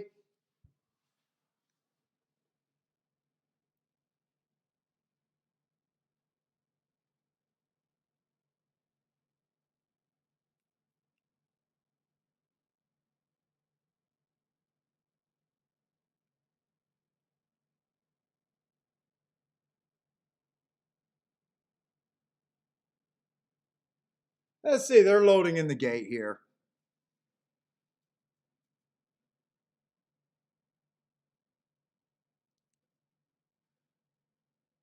6-2-3 straight here.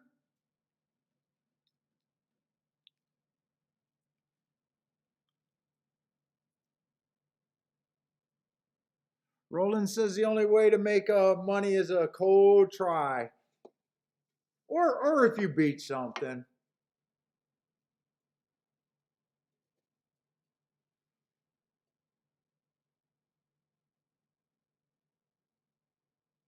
Dennis think everyone's going 6-3-2 straight. I was hoping that something would six would it get a lone lead. Six got the lead fairly easy here. Should not be surprised though.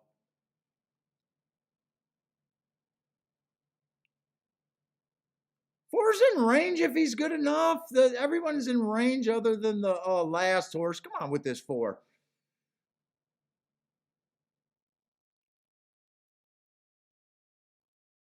I can't tell if the four doesn't look like he's really moving by anyone. I think I better just root for the three. And three ended up not being a great bet at 7-2. I thought I was getting 6-1.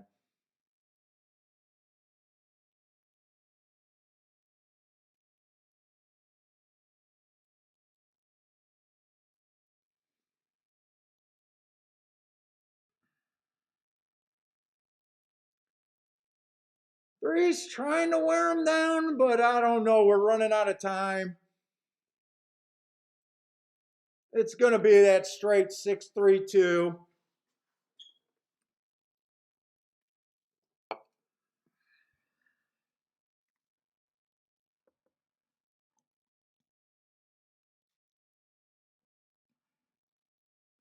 I'm not sure either of those exact or tries are going to be worth anything. We'll see. If you did it straight, it's probably not terrible. Maybe. I don't know what you need for that to pay for it to be straight. What do you need? $10 for 50 cents for that try to maybe be okay? I don't know. If you played it for straight.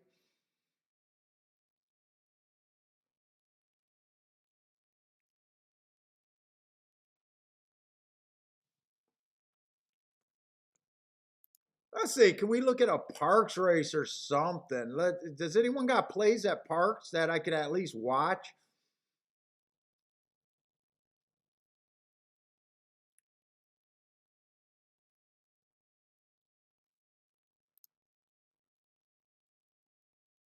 Ooh, Parks is a mud fest over there today.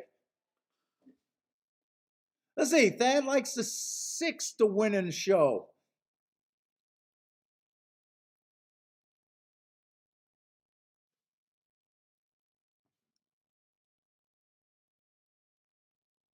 I can't see what's going on here. Let's see. They're rounding the turn. Is that the five on the far outside? Here comes the six a little bit. Let's see. Six is gearing up a little bit. If he got enough stretch, come on, six. Come on, six. Let's get him for who got that? Thad, nice call. 14-1 on that winner. Nice call, Thad.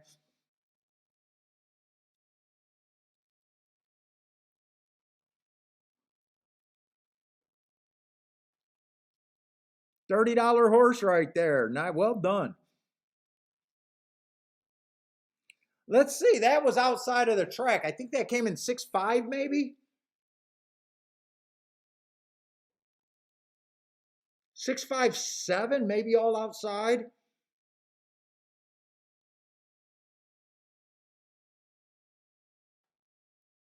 All the horses that looks like they're doing well are outside. Let's look at the results there. I don't got much to talk about today.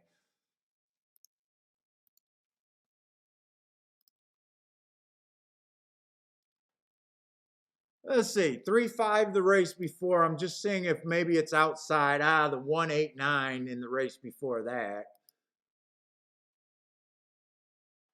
Eh. No, they're having inside outside results. I was wondering if that might have been a biased track. They did have an 8-horse win at $61. Yeah, nice call, Thad.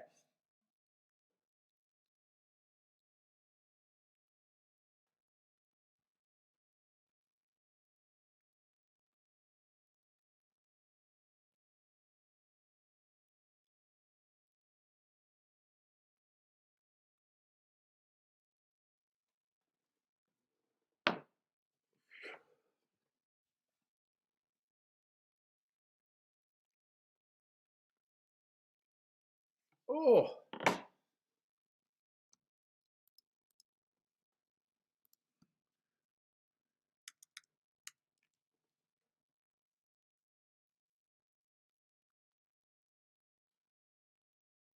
Let's see, we only got 48 people watching today.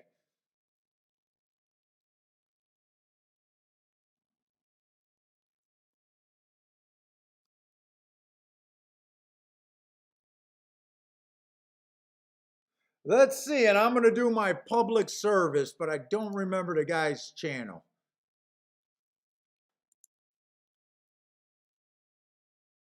Public service for you YouTube horse racing fans. What the fuck is his name?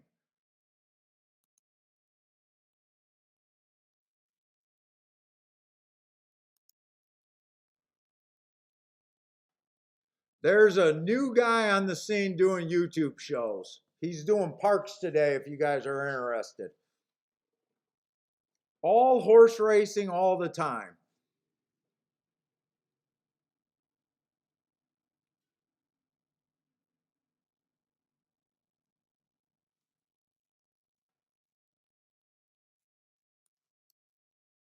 I checked out his channel the last few days when I was off.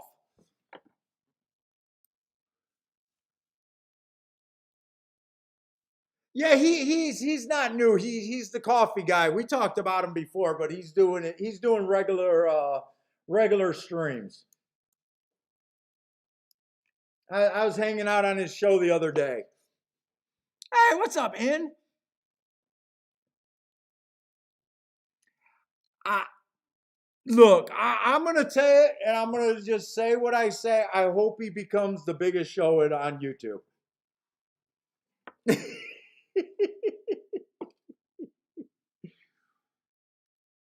Oh, Jared got married and he moved to a state where they can't bet horse racing, Disco. He came in a couple shows ago. He's also betting football. He's around. He's probably not as active in horse racing though.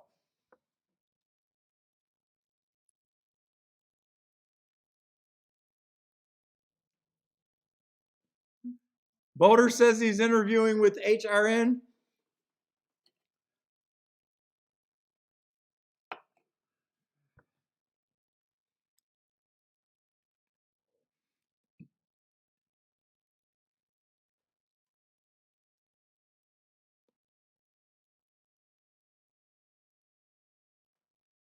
El Marco says married and no horse racing. That sounds like trouble. Yes, it does.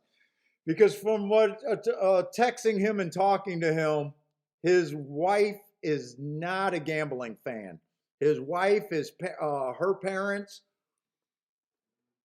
are complete anti gambling. In fact, we did a Skype together one day, and she came in huffing and puffing for a second, and he closed that Skype window and never came back. And I was like, what the fuck, dude? You don't say bye or nothing?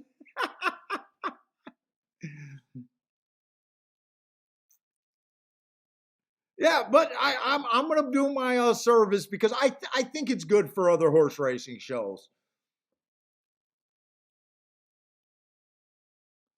But there are other options on YouTube other than me.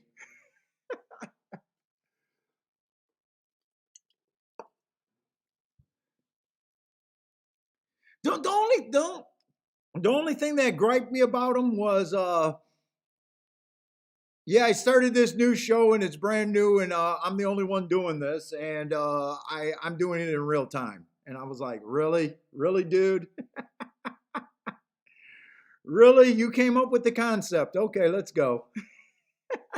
That's my biggest gripe. If you do a show, give a shout out to the other fucking shows.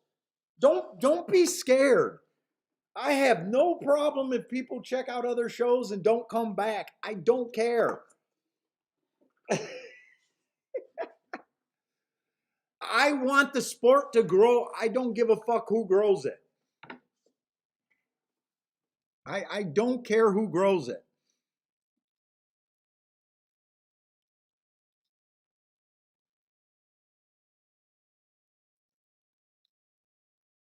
But dude, if you're doing a show, give a shout out to the other fucking shows, man.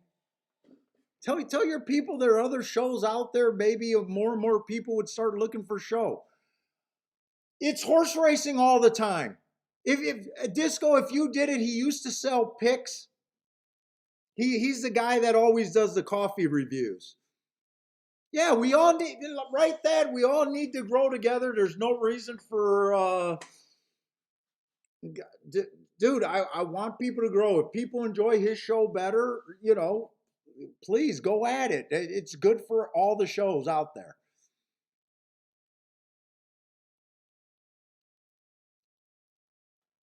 People will decide which shows are they enjoy better. It's not a problem. I like it when people don't give. I just dislike it when people act like they're the only one.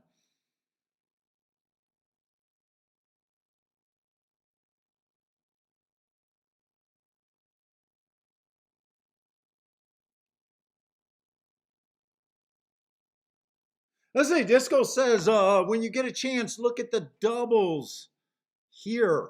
What are we looking at in the doubles here? I think this race is actually kind of interesting, though.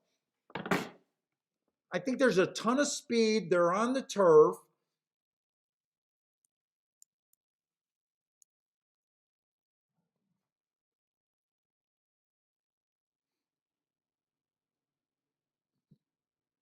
I thought this race could be interesting. We've seen two races on the turf. They both came off the pace. The speed did hold up on both races for second. The first race, they did get a slow pace, and that horse was able to hold up for second. And the other turf route race, same thing, but that horse I thought was the best horse in the race with the class and everything, and he still got caught by a deep closer.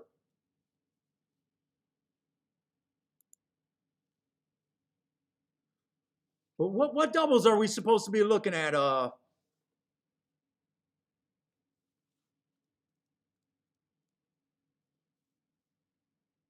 Ooh, the double to the 5 is paying 5-1, and the double to the 7 was 14-1.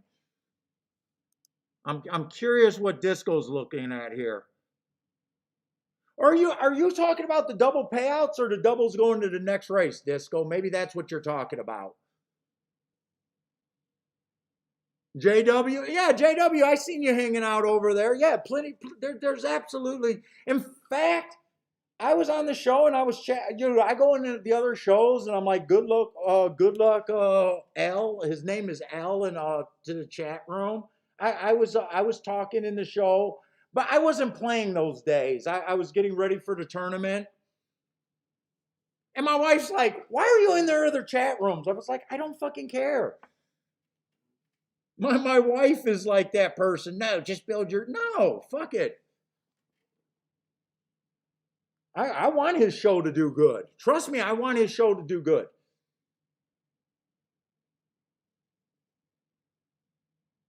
He's a guy. He's trying. I just fuck.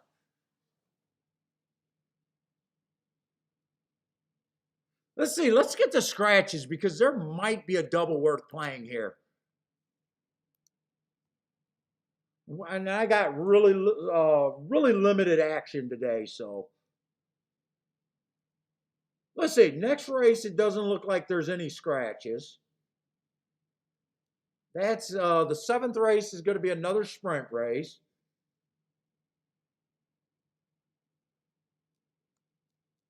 Dude, I probably should have did a tic-tac-toe board today. Even though it feels like a slow day, I'm interested in what the turf's doing. Let's see, I know the 6 went wire to wire last race, but other than that, I really don't. Let's see, the 1 closed on the route race in the first race, and the 2 stalked in the third race. Hey, what's up, Ryan? It's been a while, man.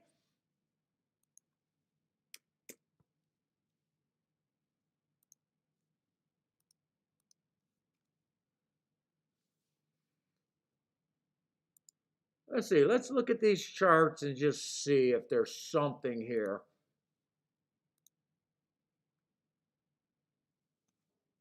Let's see. First race, the 4 went wire to wire.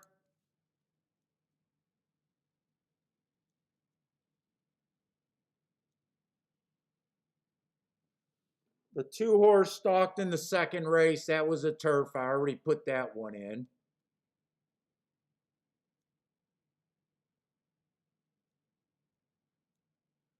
Let's see. The 3 stalked on the route race.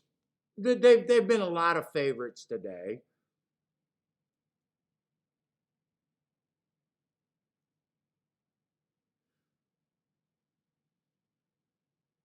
Dude, I'm looking at the 4th race where that 1 horse won. I have no idea how they said at the first call he was 2 lengths off the lead, and the second call he was 3 lengths off the lead. I swear to God, we watched that replay, and that 1 horse that won it, he was dead fucking last, and I swear I said he was 5 lengths off the lead. They got him being no more than 3 lengths off the lead. I am very disagreeing with the chart caller in that race. Either I'm crazy or he fell asleep.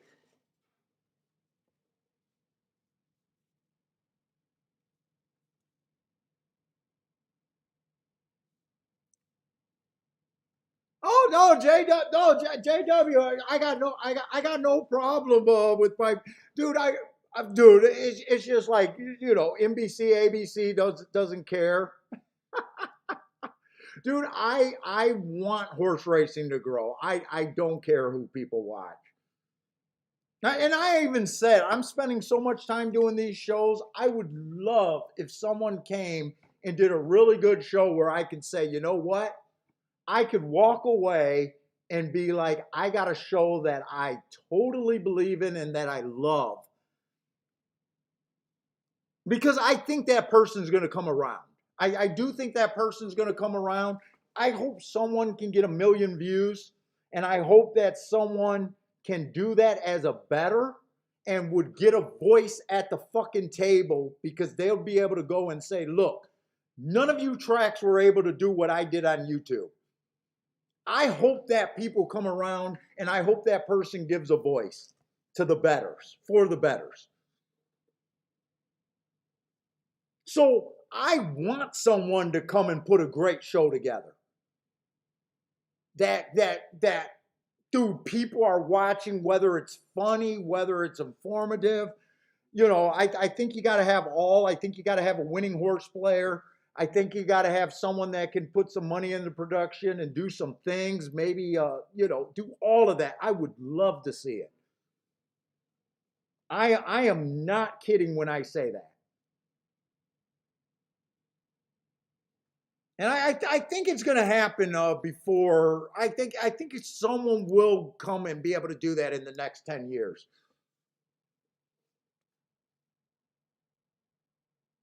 Hopefully sooner than that. But dude, I hope someone comes in a horse racing thing and get 1 million viewers. I think it'd be so good for the fucking sport.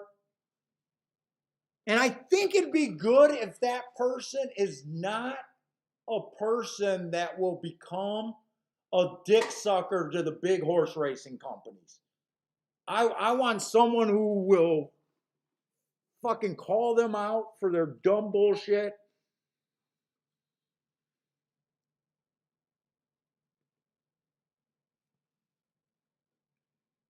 Someone that can teach new players and get new players to where they feel like they got a shot.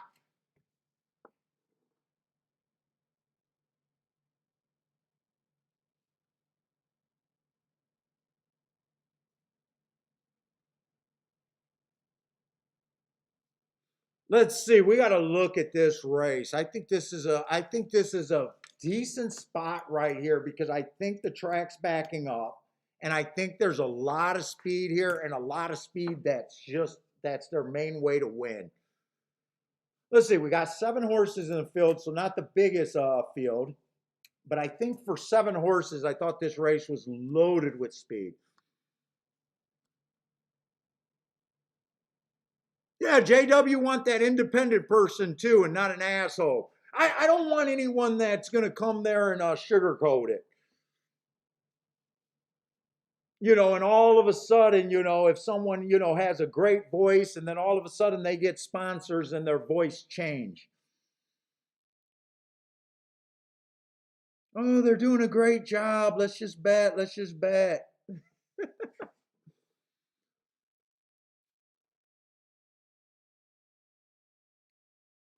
Let's say the two horse might be interesting.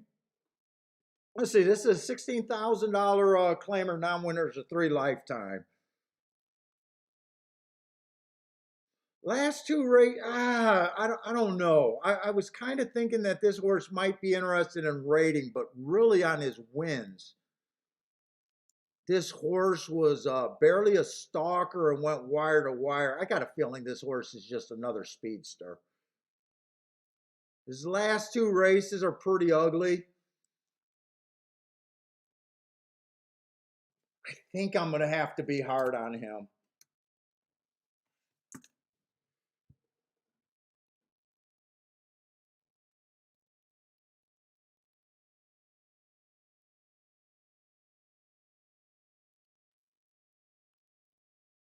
Three horse, I like his last race, but earning the heart. You guys know I love the hearts.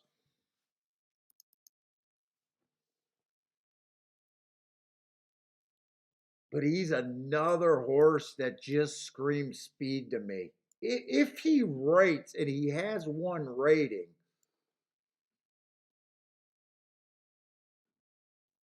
2 to 1, I'm not going to guess that he's going to give the proper trip. I'm going to poke holes in him and say he goes to the lead and try to beat him. 4, I think his only option is to go to lead.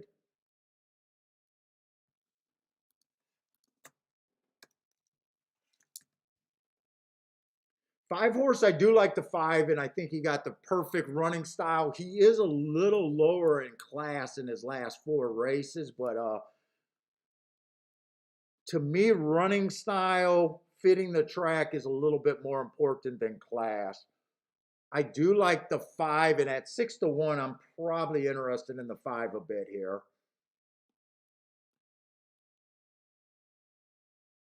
6 is making a big drop.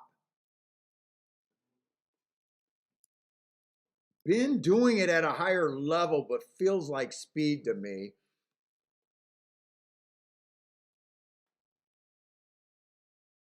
Oh shit, I'm getting my numbers messed up. I thought the 5 was 6 to 1. The 5's 2 to 1. I'm looking at the wrong odds. Fuck. 6 is 9 to 2. And I thought the 7 fit the running style perfectly.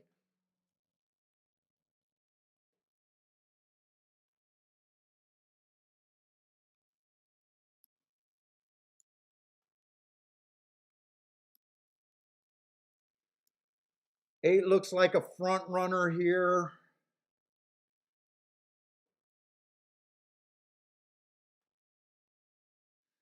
I think I'm going to have to be a little hard on the 8.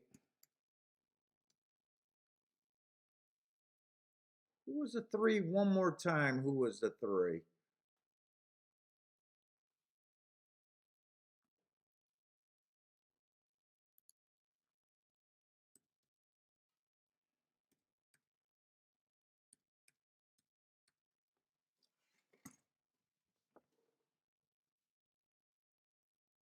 I'm mostly interested in the 7, the 6, and probably the 5 here. 5 just because of that class and he's capable of rating, but I think those are the 3 horse I'm mostly interested in.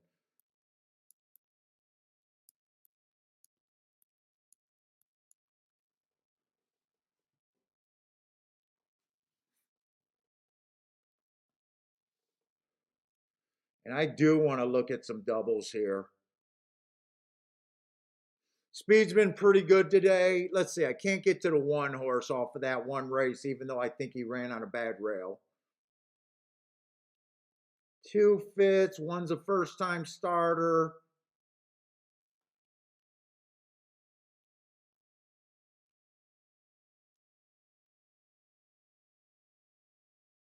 think the 4 is going to be too far back.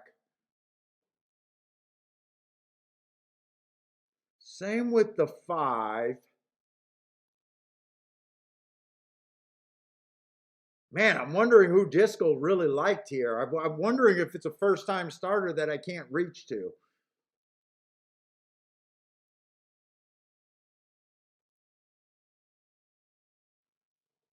Holy shit, they got this 6 at 4 to 5 next race? Oh, God.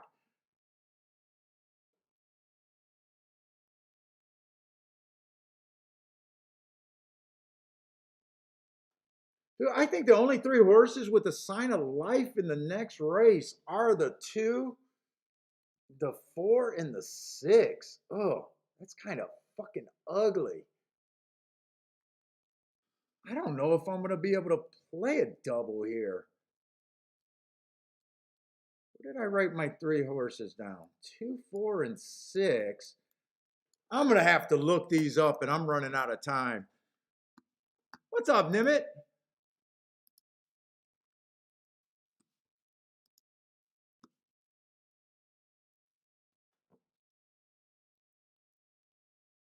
Let's see, 5 with the 2 is 18 to 1. 5 with the 4 is 15 to 1. 5 with the 6 is 9 to 1. None of those are great.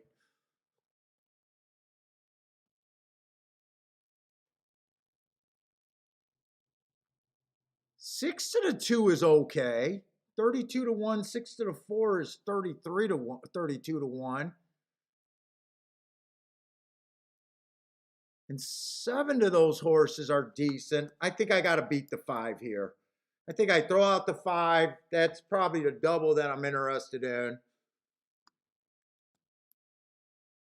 Let me look at the exact to see if I could do a 5, 6, 7 or something like that.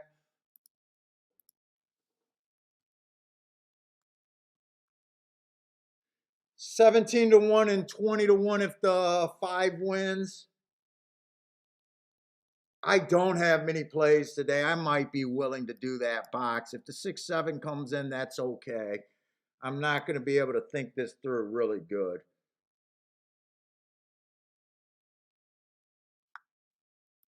And I'd even be willing to do a 7 and a 6 to win here. What's up, David?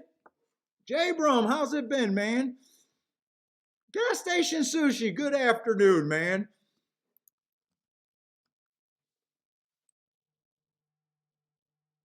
Oh, what's up, CR Reed? Oh, thank you, man. You've been a long time watcher, but not a chatter. Glad to hear from you, man.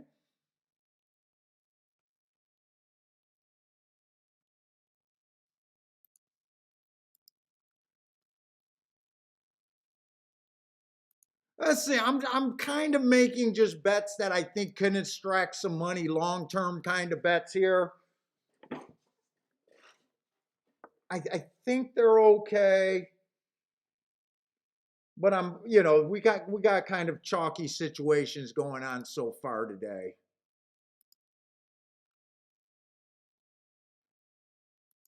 Let's see. I'm going to do the double.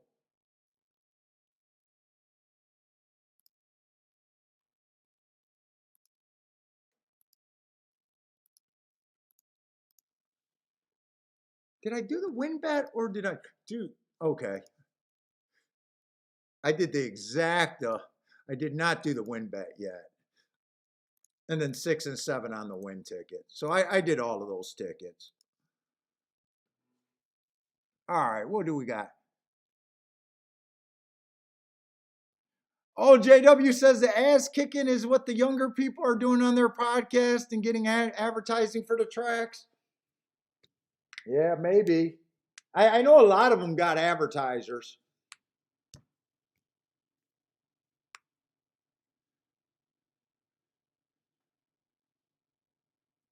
Let's see, gas station sushi likes the 6 horse here. Okay, I'm in good company. I like the 6 and the 7 here. I like 5, 6, 7.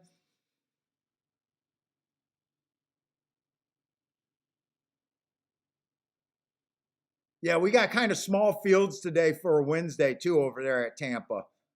Hopefully they don't have a horse shortage. This is a second week they ran.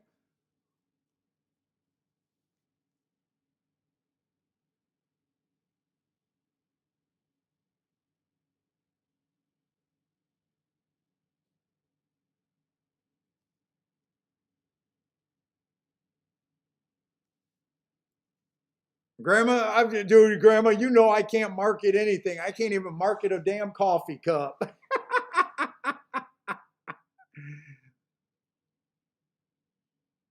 Oh shit! Disco like the five in that double?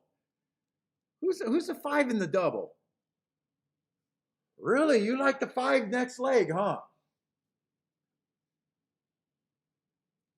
Boy, I don't like his last two races, but that race three back, running against the stalking day, I can at least see a little sign of life there. He's had speed, or she's had speed a long time ago. I don't think she's impossible.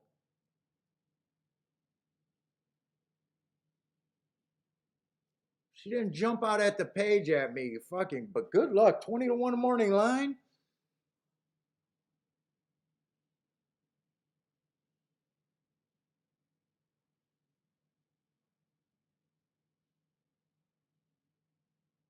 Let's see. Dennis is talking about doing a win bet on the four horse here.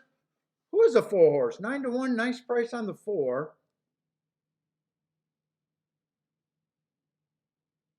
Front end speed is why I didn't like them. I'm just convinced that the track's backing up. But that's actually a fuck around and find out price right there. If they go wire to wire, would not shock me. I thought there was a lot of speed in this race.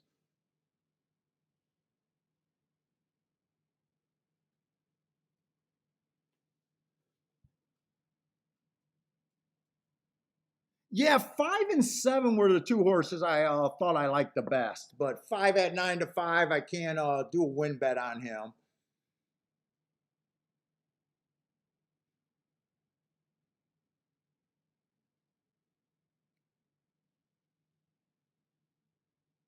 Oh, see, CR, you've been playing since 1970s. Oh, wow. So CR, you actually went to the track back in the day when if a bomb went off, you actually hit some people. That's what I say now at the simulcasting centers I used to go to and the tracks I go to. You could set off a bomb and not hit anyone.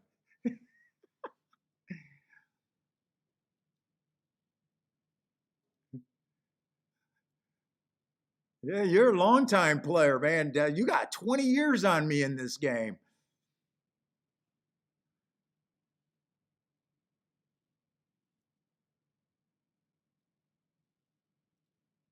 I would have loved to have been able to play this game in the 70s.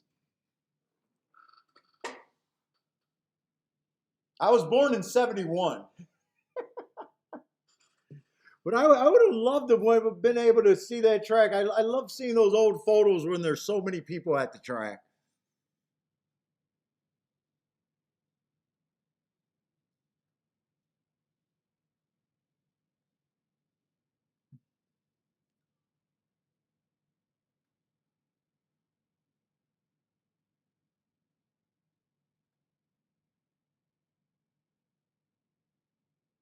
Let's see. David says so. Bet closers and see if so. Well, that's what I'm hoping I did with the 5 and the 7.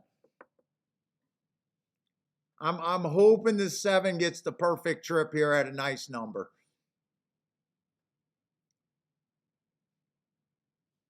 Let's see. Attila's Dutch in the 5 and the 6 to win. Who else got some plays here? Let's see if we get this pace. I probably need this pace to feel comfortable to get about 23 at the first call, 23 and change. And I think they come back. Let's say 4 got the lead. He was one of the horses that looks like he was going to lead.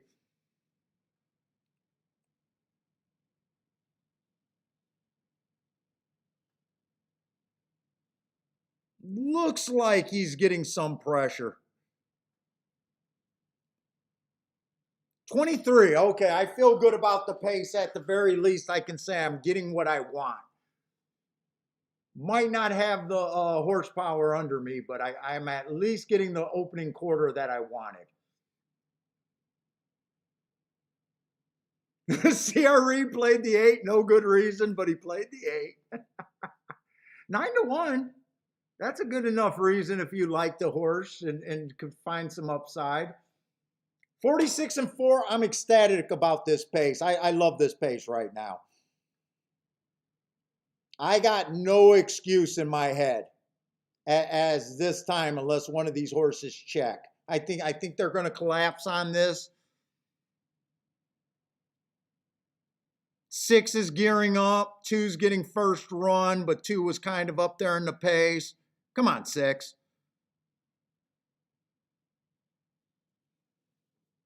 6 kind of flattened out. Maybe I'm wrong. Come on, 6. I'm going to be, no, I'm not going to be first and third. Speed held up pretty good, I guess.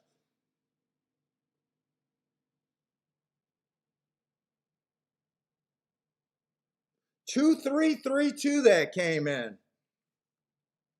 2 was the horse that I was a little interested. I'm not sure who won that race. It was either 2-3 or 3-2. 2 got the trip I was kind of hoping for.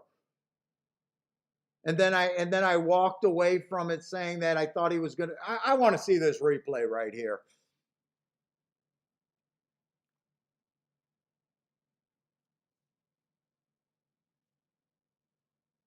I'm not sure who won that race. It's either 3-2 or 2-3. Let's see. Rick with the kaboom. Roland says 3 at the wire. Disco needs the 2. Looks like the announcer, I don't know. It looks like the camera guy looks like he's focusing on the 3.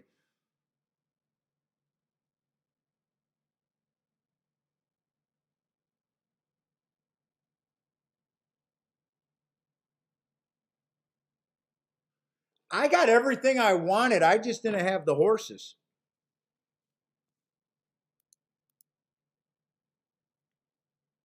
Rick with the fuck yeah.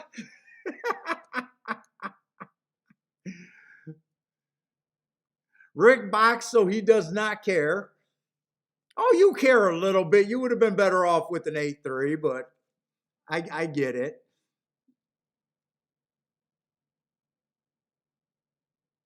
2 went from 23-1 to 8-1. I was trying to build a case for the 2, so in a way, I'm kind of glad that the 2 horse didn't win. I was trying to build a case. I thought I was interested in the 2, and then I said no. I thought that it'd probably be on the lead.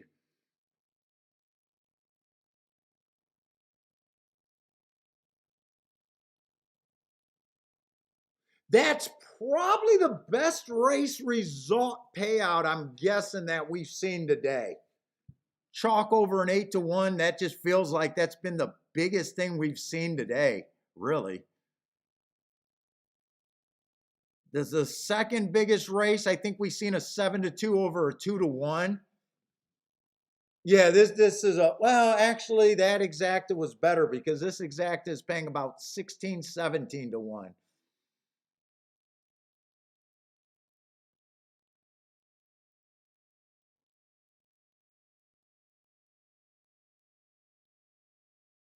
Yeah, my 5-6-7, even though I got the pace that I thought was acceptable, I did not have the horsepower under me.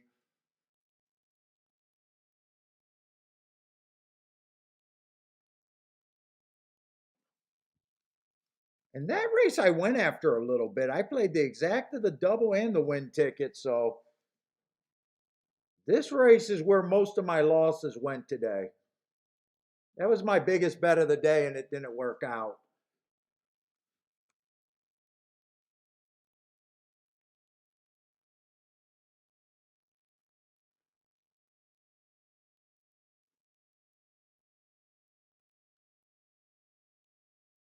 Dennis liked the excited groom over there, kissed the horse. There he goes, kissing it again. There he goes.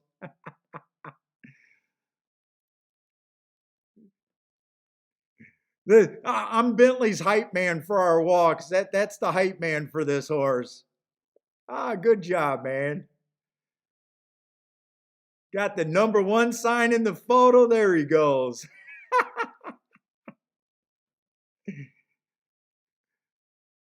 They didn't tell me in the form that that horse had his own hype man right there. If I would have known he had his hype man, maybe things could have been different. And I'm not going to be mad about the three. Three has rated before. I thought he was going to be on the front end. He had my best marks. He was the favorite. I got no problem with losing the bets that I made today. I wanted to attack Tampa like the that I thought there was a bias here. You know, if I'm wrong about that, I'm fine being wrong about that.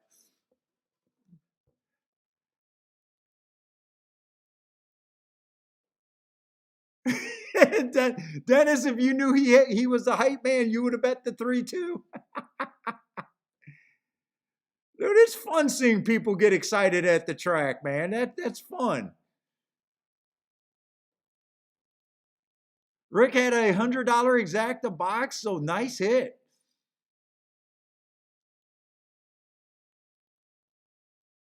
Yeah, I'm making bets right now that I stand behind. I haven't hit a bet. If you're just tuning in, I haven't hit a bet.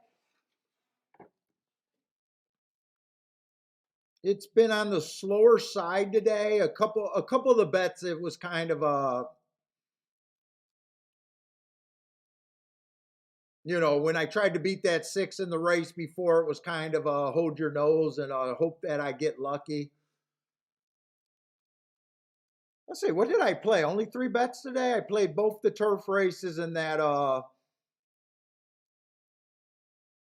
Oh, you know what? I closed out my form. Wait a minute. I closed out my form. Did I bet the first race?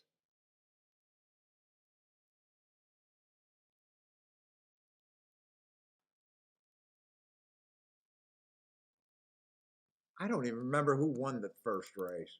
Let's see. I want to watch this replay though before I figure out what I bet today.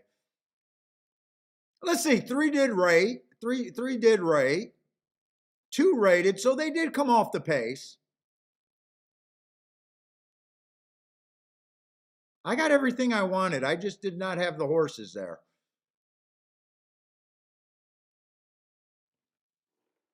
Two made first run, it looks like, on the outside. Three might have got his hole opened up for him.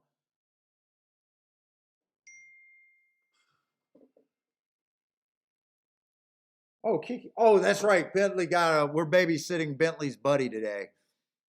So Kiki's coming home a little bit early. That's a tough beat for you guys that had the two horse right there.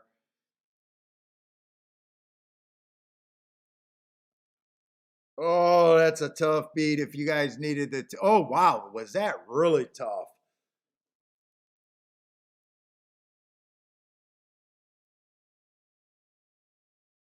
And now we got a dirt race. I was trying to get alive to three horses, but I'll be shocked if there's any extra value.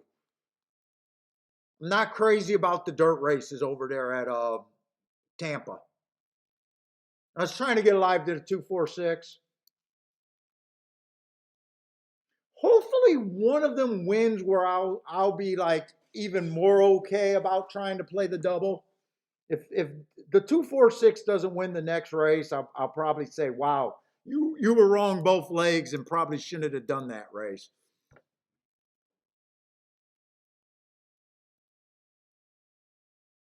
Jabram says I gotta switch to the cigars with the wooden tips when I play Tampa. Now Disco needs the 5 to win. That's right. Disco got a shot. Disco's playing a really nice ticket here. 27 to 1 on to his 5. I don't even think I got to check those doubles to know that Disco's on a nice ticket.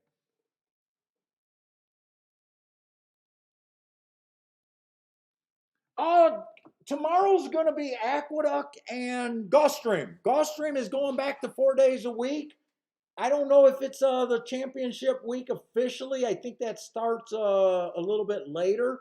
but they are on the turf tomorrow at Gulfstream unless rain. So I need to get a read of that track in the next 2 days for Saturday.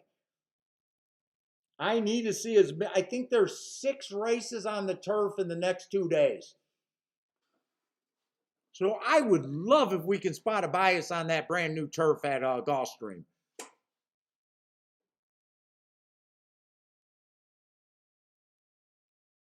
I would absolutely love it. And I was hoping that Tampa's dirt racing would be interesting to give me some outs over there this weekend with if you guys haven't heard, I'm going to be in a tournament this Saturday. But the biggest thing about the tournament on Saturday, I already got the card and started handicapping it. We got 6 out of 10 races are going to be on the turf, and that's not good for me because that's a brand new turf surface, and I am nervous about probably my best track being forced to play turf for a big tournament that I'm going to be aggressive on. But if we can spot something, maybe I'll feel more comfortable for Saturday. So,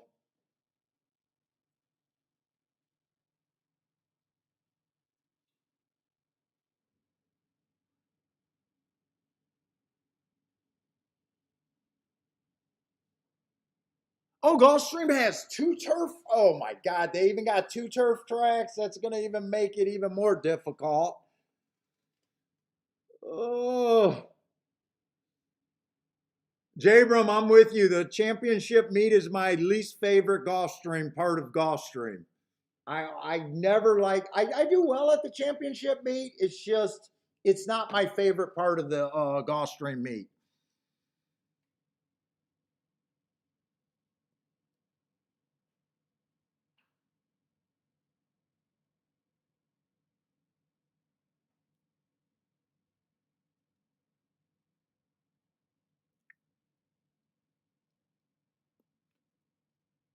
I was really hoping to see something at Tampa that got me really excited for the weekend. So far, I'm underwhelmed at Tampa right now. I Parsons is supposed to work on fairgrounds for me.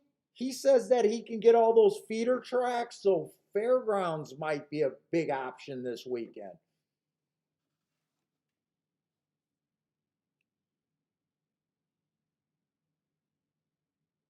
If not, I'm gonna have to figure out and decide between Aqueduct, Woodbine, Laurel, Gulfstream, and Fairgrounds.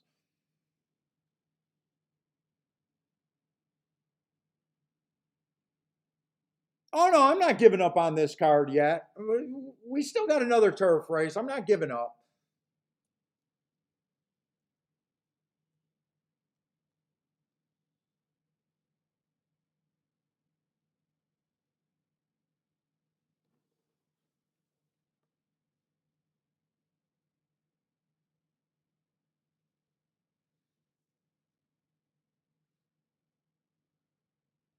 Hey Disco, you got any predictions about this turf course at Gulfstream? I know you're a biased guy. I know we talked on the phone and you said that you're going to be looking to where they have the dogs out, the rails out. You're going to be paying attention to the rail positioning for the turf racing. I don't think it's a bad looking card on Sunday, other than it's on a brand new surface. I do have thoughts about the Tapeta route rate horses that showed speed might be a good thing on that. That's what I'm hoping to see. I'm hoping to see a good angle. If if Gulfstream turf course is speed favoring, there might be a strong argument to play Tapeta route horses going back on that turf sprint or turf routes.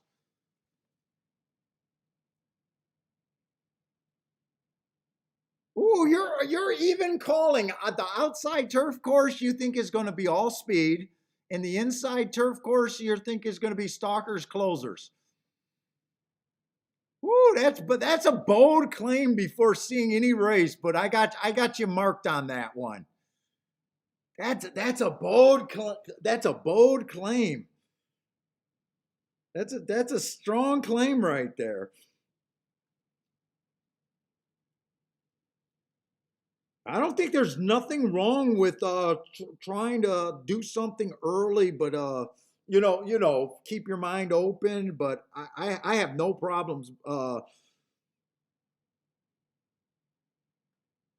trying to outpredict it and get to something faster. Let's see, what does the card look like tomorrow at Gulfstream? We got a turf race to start off the day. A turf route race to start off the day tomorrow. Nice, cheap little maiden claimers. I will be extremely focused on this. Dangerous race, though, because everyone's stretching out for the first time.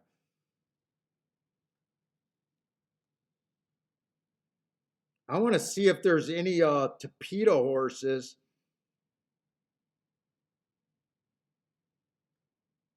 I wonder if during the championship meet, are they going to card a lot of Tapeta races other than the rain days? I wonder if they're going to go back to that plan that they're just going to use the Tapeta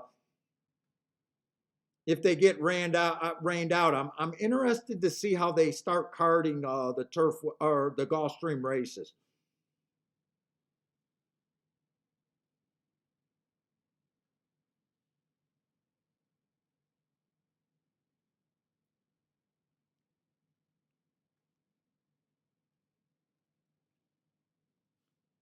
Third race, we got some heart horses on the turf tomorrow that earn some hearts that might be super interesting. It's going to be a tough card tomorrow, though. They got a mix between Tapeta, sprints, dirt, routes.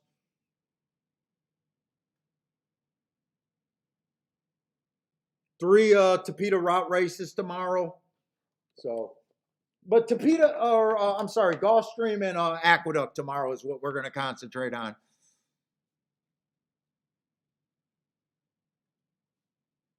Let's see. Jabram says, regardless of what Gulfstream does on the turf course, Tampa is the best one. Watch to see the trainers ship there to the turf.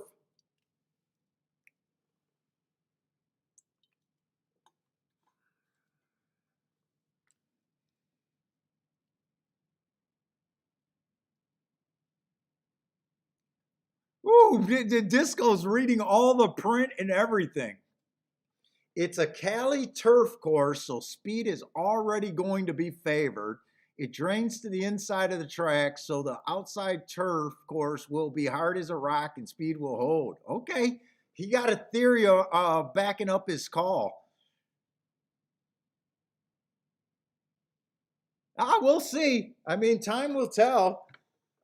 I would love it if it's favoring speed, though. Don't get me wrong. I love speed favoring tracks. And a speed favoring turf course is not really the norm a lot of times. I hope those turf sprints are still speed friendly as they have been because I need those turf speed.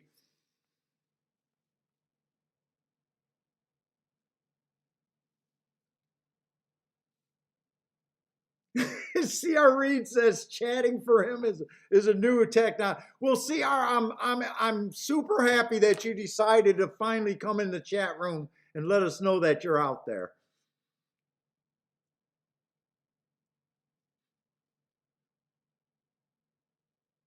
I'm always glad when someone comes and been on the rail and been watching the show for a long time, and they finally let us know that they're out there.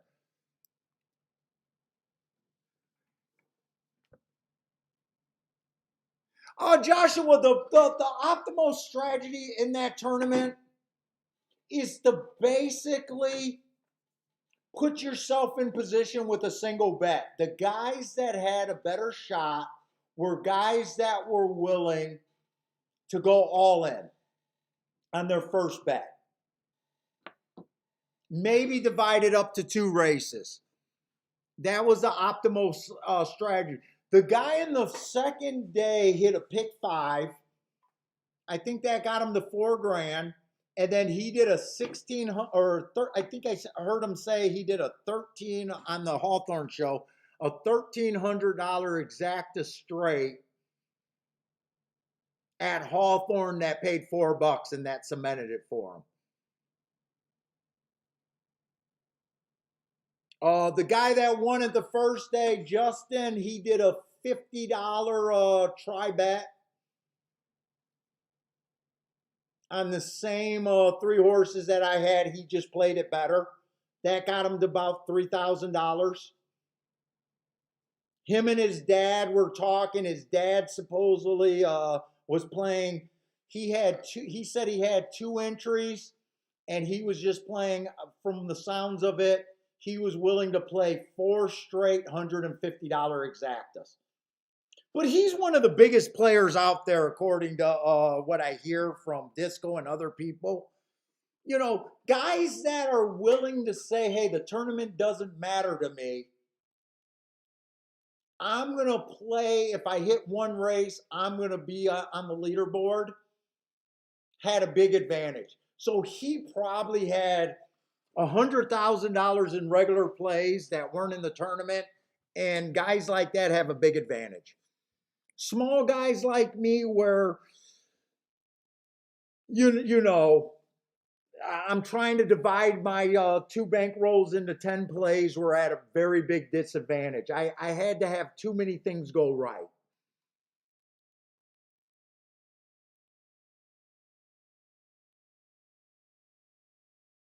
So it's not crazy. It's a very doable tournament.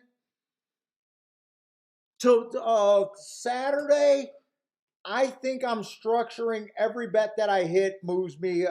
I was trying to do $300 and $500 last week on the $300 tournament. For the $500 tournament, I think I want every move I make minimum of $1,000.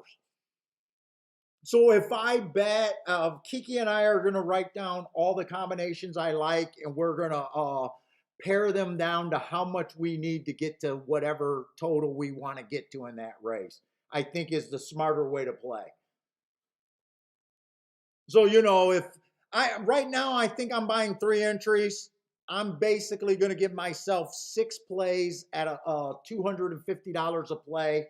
I need to hit something in those first 6 plays, and you know, it should be between $1,000 and a $2,000 hit is my goal.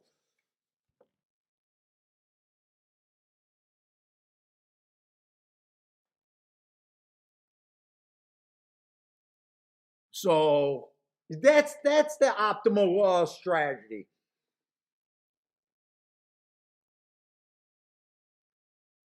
If you underprice your bets, you're kind of forcing to build your bankroll, and you still got to do a giant bet like I did the second day. That wasn't a bad spot to be in, because I did build my bankroll to that $2,000 point. It wasn't a bad place to be. But when you think that I could have done it all in the first race at Gulfstream if I had testicles, you know, I just can't. I just couldn't bring myself to do it. If that race was later in the day, it would have been easier for me to do it.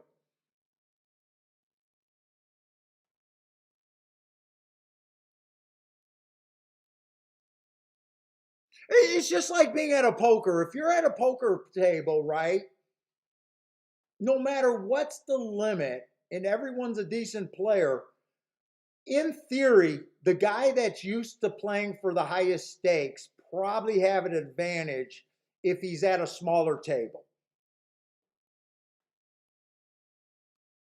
As long as the table's not so small that people can just call wildly. But you get what I'm saying? Like, people that used to betting a certain way and being able to put more money in their race, and it doesn't matter to them, are always going to have an advantage.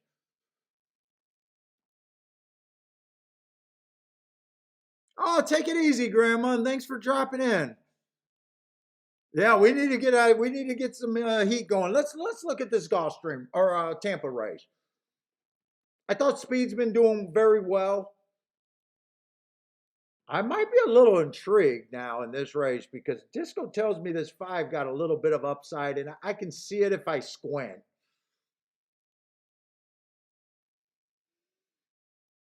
The 1 I can't get to, even though he ran on a bad rail last race. I just can't get to him. I thought the 2 had early speed, but he's already been at the basement. But I was trying to get alive to him. 4-1, I still think he's a little fair value. 3's a first time starter. I can't really get to him. 4, I thought had a shot here, but at 3-2, I'm not willing to bet him. If he wins, I just think he's on the overbet side. Plus, he comes off the pace here. He was closer to lead last race at that drop at 10K. But at 3-2, I got to try to beat him. Let's see. The 5 is interesting.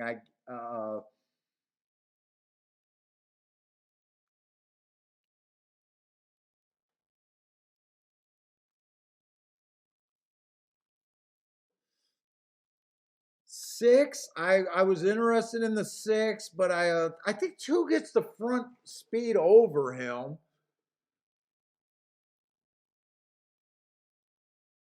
And I think the 7 is going to be too far back. The only horse I know I can bet to win is the 2. And 5, I might do something with Disco's 5 just because I'm interested in playing a little bit.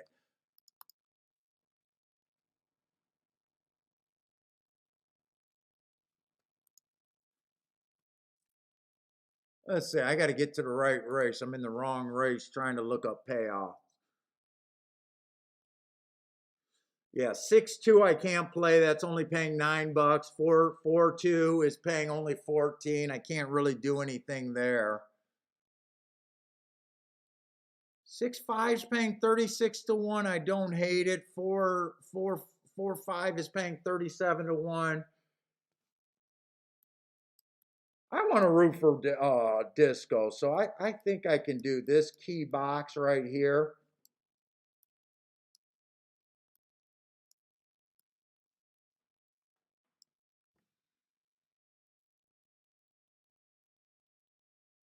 The 2, 4, 6 in any combination to me does not make any sense.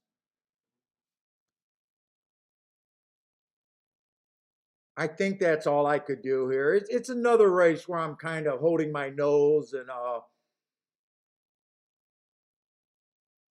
guess I want a little bit of action.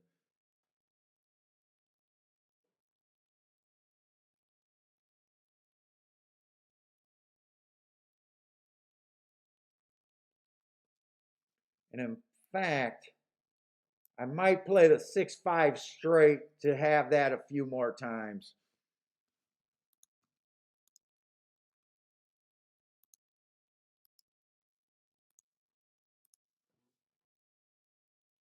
Let's see.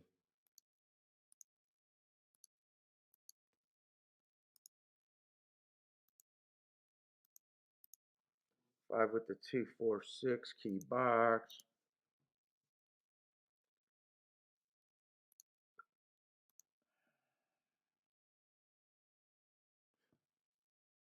And a straight 6-5.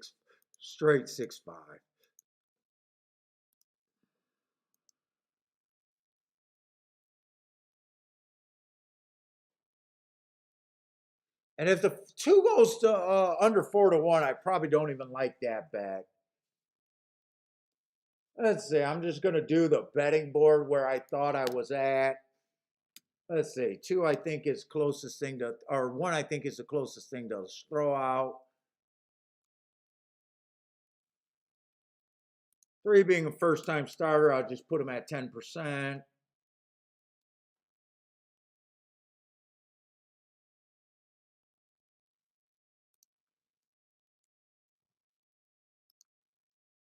Seven, I don't like.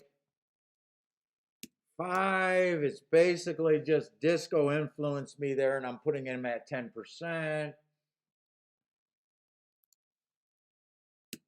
Probably think the 2's the least likely winner of the group that I like.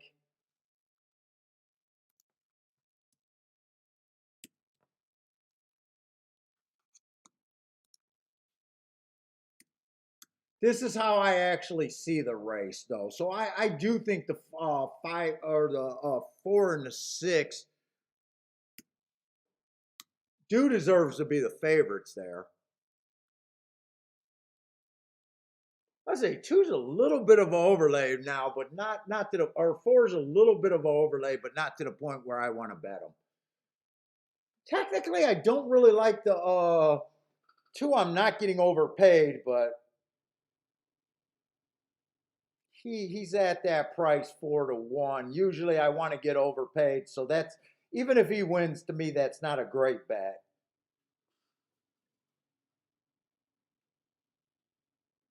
What's up, Hassan? I see you're crying hearts, thumbs up everywhere. What's up, man?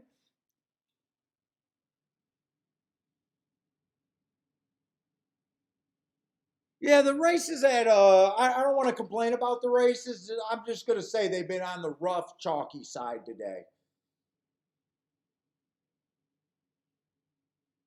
I probably could have sat out this entire card and just rooted for the what I thought the bias might have been on the turf, but I also wanted to play.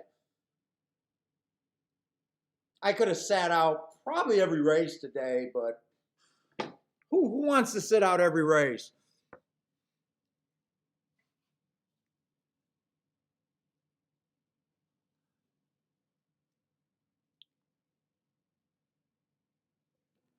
Hey Billy, your buddy's coming over today.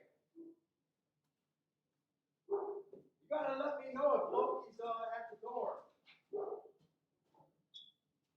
Loki's coming over. Okay, Mama's home. Mama's home. Hey, woo, he was up and running.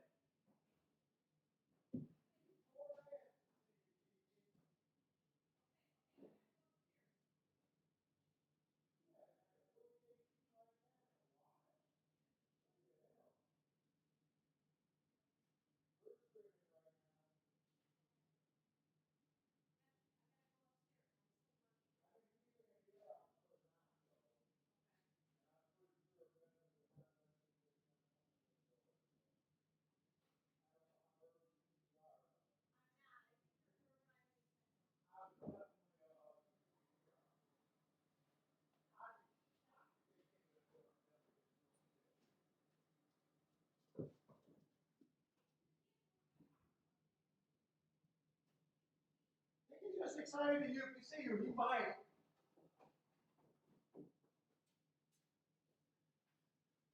Mama's home. Let's see. 2 got the lead. 5 is running. Come on, any way we can get a 2-5-5-2 here.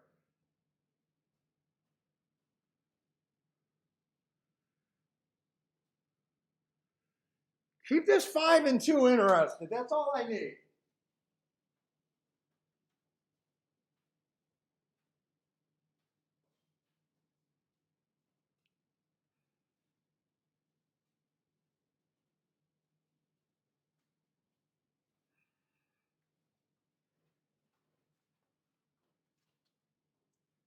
Six is coming at me.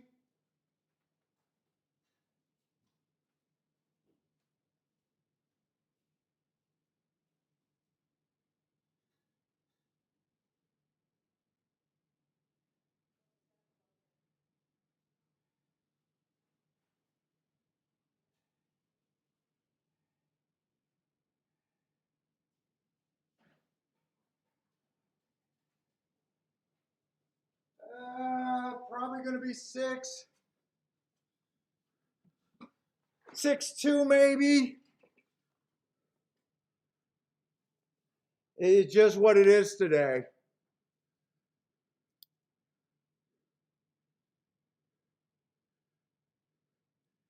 If 2 got second, that's just the exact that I couldn't play. All I know is he 6-4, another exact that I couldn't play.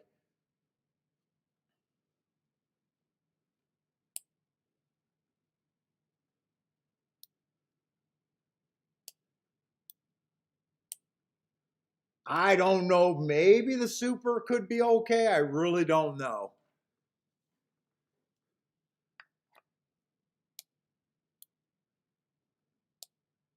I have a hard time believing that super could have even been good.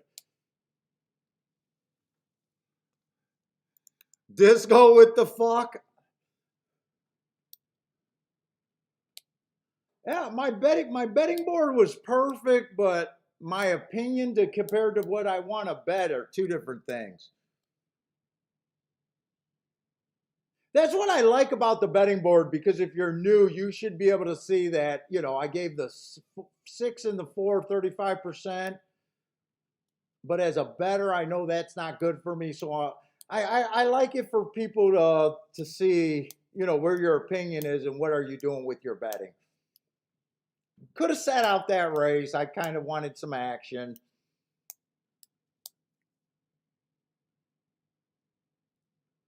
Yes, the 5 did get 4th. Yeah, those when it comes in ABC, even with the super long shot, I doubt it if this super is good, especially the 50-cent try only paid $3. God forgive horse players that think that's a good deal. The super for $1 paid $35. So what is that, like 30 cents for 10 cents? $3.40 for a dime. A $2 exact to pay 6. There's just nothing there. Could have done better, but the only way I could have did better was decide to sit out that race. That's all I could have done better. Super Disco says super should be around $3. Yeah, that's a good call. $3.40.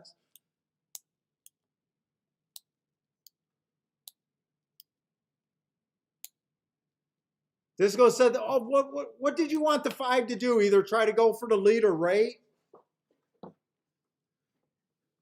Oh, went to the front. ABCX, yeah. Not something that generally we want to do here. Oh, go for the lead. He went for the lead. He definitely outran his odds.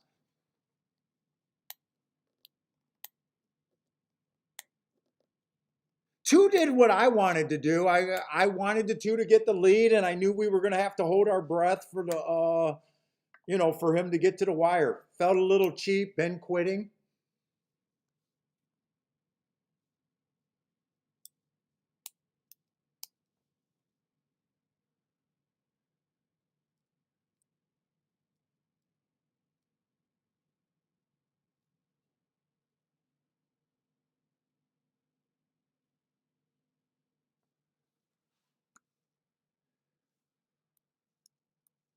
Yeah, so I was trying to get alive to the doubles. I said, I guess I'm okay for putting that double in. But, I've been pinching my nose on every bet that I made today.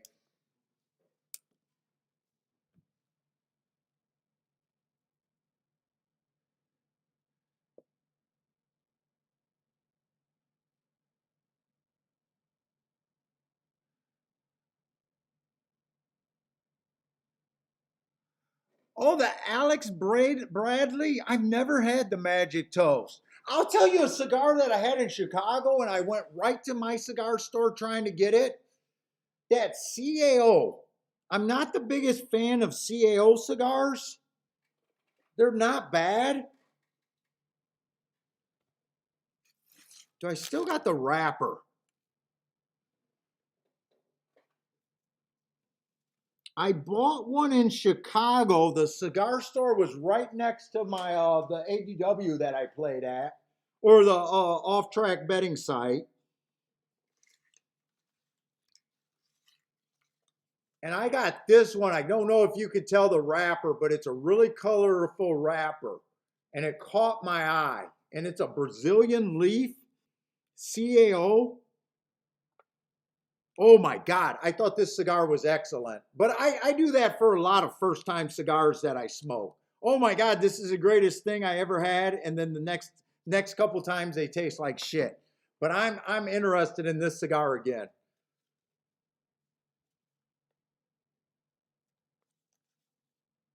That was a nice cigar. I think it's a BX3 maybe. I can't tell on the writing there with my eyes.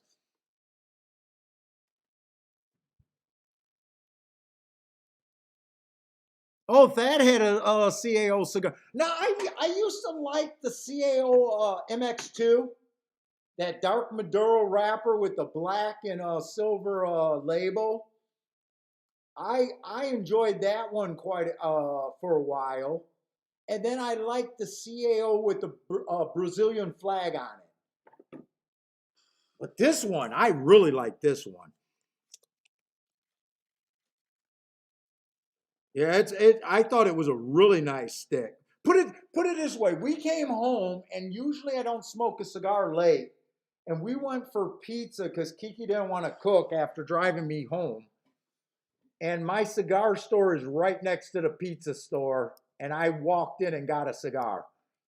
And I asked about that one. In fact, I got another new one. It's a Drew Estate with the baby blue label. I thought this was an excellent cigar too. And that's what I smoked today, except that one kicked my ass today. That one was making me feel a little green.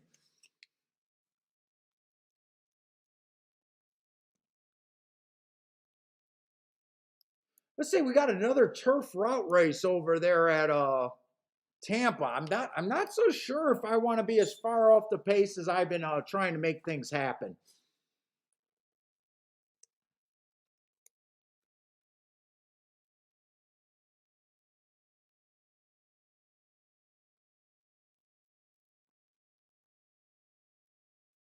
Oh gosh, yes, I'm super worried about Gulfstream coming back with the turf racing.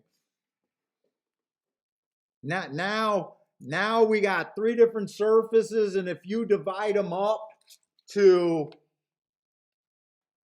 sprints and routes, now I got six different surfaces, and Disco just told me that there's an inner outer turf course, so that means now I got 10 fucking surfaces. Oh my, it's gonna be a bitch if they only run 9 races.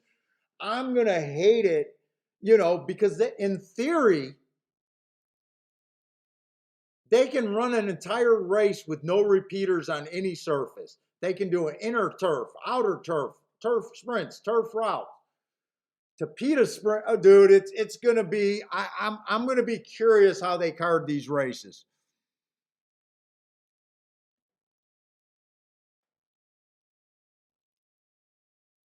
Fuck, I might have to go to Disco and get help with him on the turf races, because Disco divides his turf races when they got multiple turf courses, the way he does it.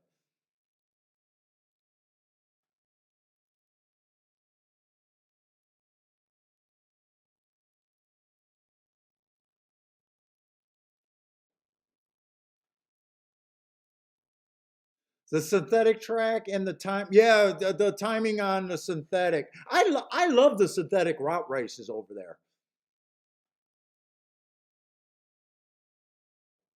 I absolutely love. I've been crushing the synthetic route races.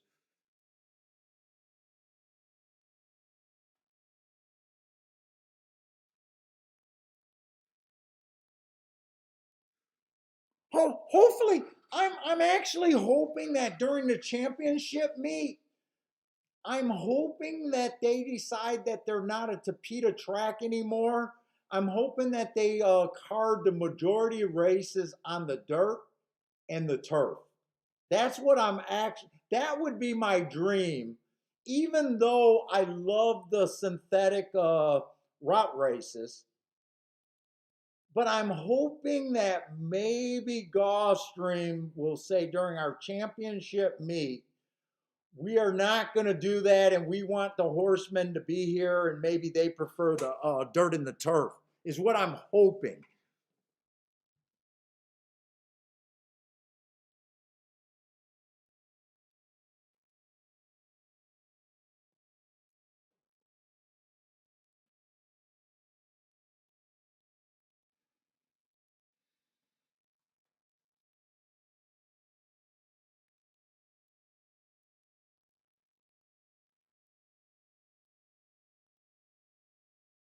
Let's see, Dennis has already given us a quick call. Oh my God, Jesus Christ.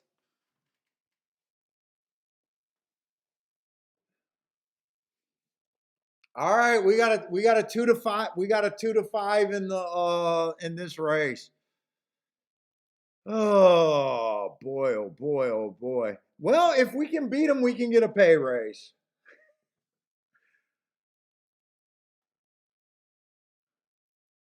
I mean, yes, it's a huge turnoff.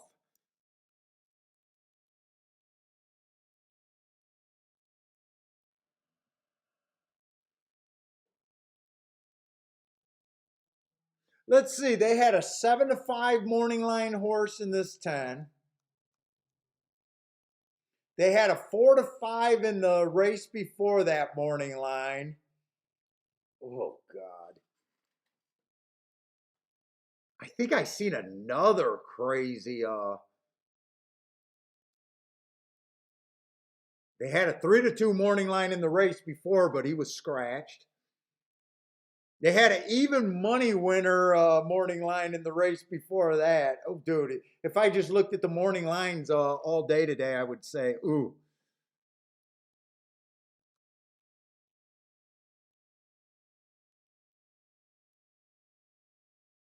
They had a 3 to 2 in the third race morning line that won. Yeah, Tampa just been an uncompetitive card.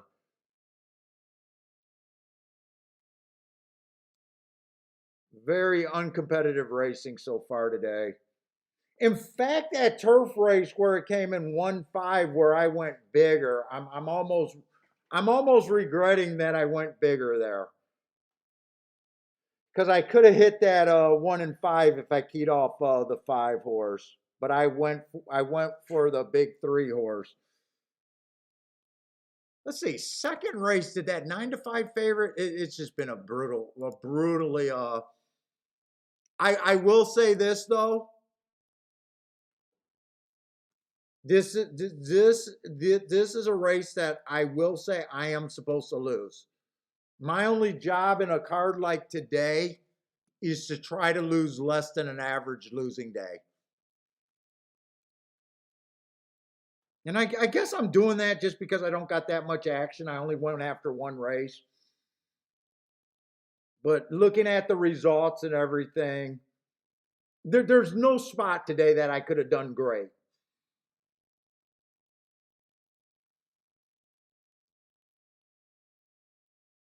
And honestly, I could sleep well when when it's that type of card.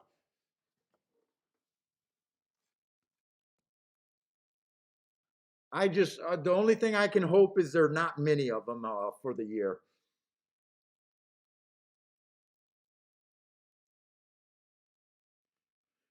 All right, we might as well start with the 3 to 5 favorite here. Is this the last race?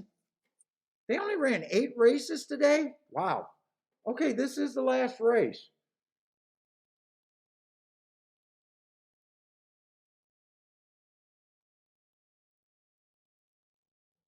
We got a maiden claiming 25,000. I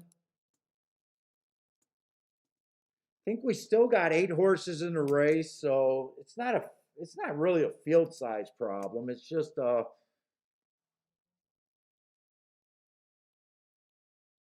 fairly decent looking horse that I think fits is the big favorite. 3 races ago was just average, made a closing move, so I think he fits what I think the track should be doing. 2 races ago went too fast to win. God, I wish I could poke holes in this horse. I think I'm going to have him as a contender, and I think I'm going to have him. I don't know. Right now, I'm just going to give him the 50% chance to win without looking at anyone else and maybe adjust that, but I'll see.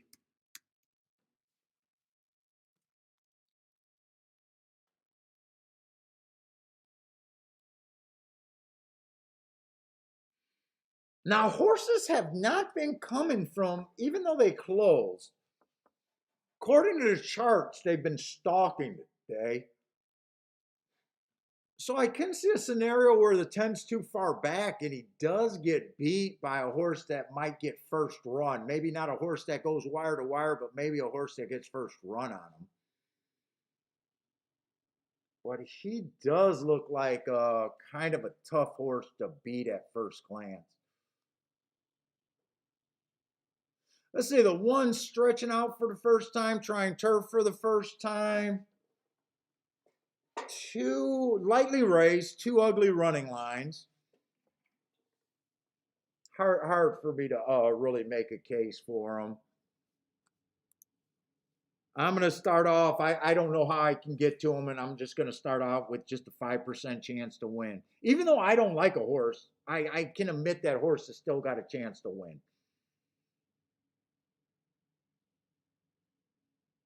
And I think a lot of handicappers don't acknowledge that every horse still got a chance to win.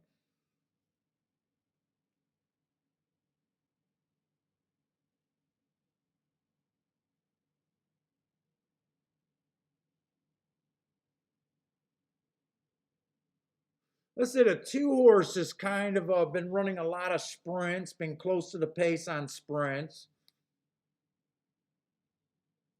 4 races ago, I got an early pressing day, but the timer malfunctioned. 3 races ago, it was an early pressing day. He was just average, slow. Was still in position at the top of the stretch. 2 races ago, I thought the track was favoring Speed and Stalkers. He was a closer. I gave him an asterisk. And last race, he didn't need to go up to 40,000, but he did. It's not a class drop. He's been at this level, not doing well.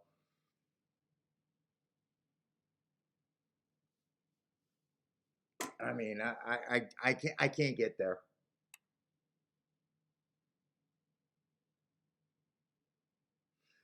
3 horse only ran 2 races. First race was a 1 race sample. I'll just say he ran around the track and he made it. Last race was a 1 race sample. That was on the turf at Gulfstream, so he's been off for since May.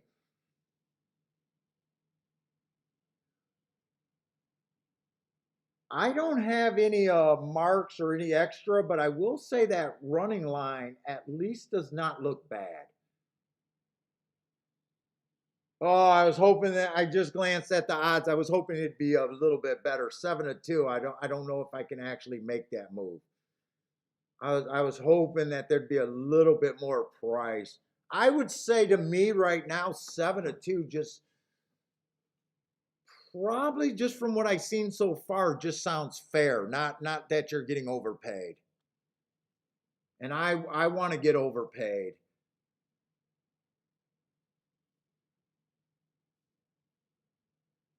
Let's see, 4 horse, 4 races ago, ran on a bad rail. I gave him an asterisk. Tried a sprint 3 races ago. I don't know if this horse is a sprinter, but that was pretty bad. 2 races ago was a closer on a day that Speed and Stalkers were good. Maybe, but I can't say I'm really excited to bet them.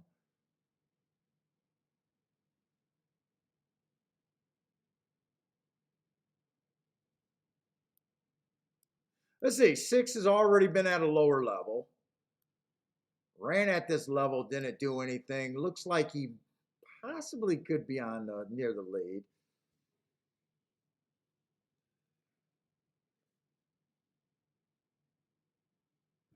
I don't think I can make that reach. 19 to 1, not a bad price on him. I probably got him at closer to 10% chance to win. So I think there's a little value. I just don't think I can make that reach.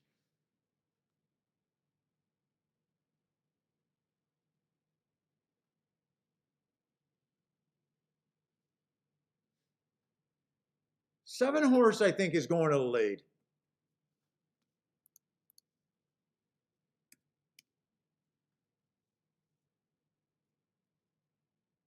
And nine horse is definitely the best or second best horse marked on paper. Been at the basement. Could have the right running style. 4 races ago, stalking closing day. That was a decent race. Comes back on another stalking closing day. He was stalking, but he did go too fast to win. At least there's a sign of life on him.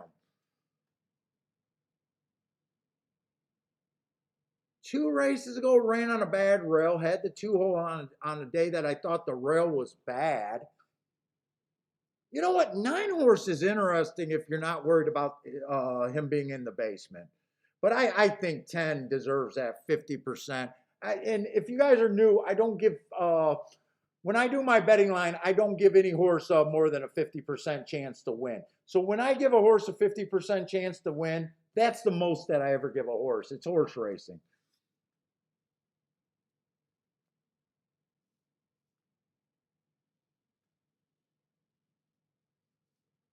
I still got 65 points. I got 3 horses. I could probably just sit, or 55 points. I could just probably stop there.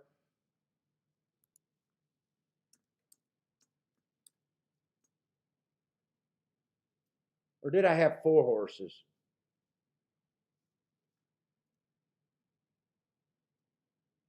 Nine's to me the most interesting horse in the race. That's probably the highest. Let me see. Did I do that wrong?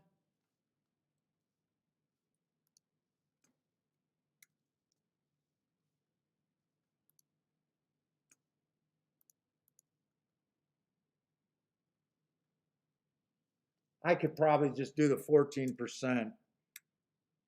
The only thing I'm not sure if I really had 3 or 4 horses. Let me look at those and make sure that's my same group.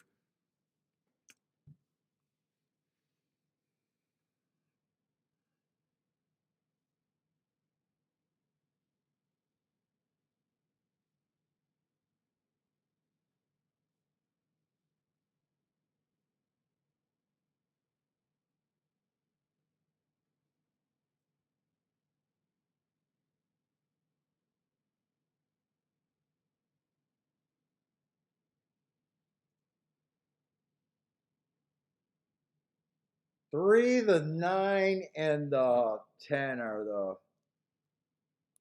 I don't think I could do much here.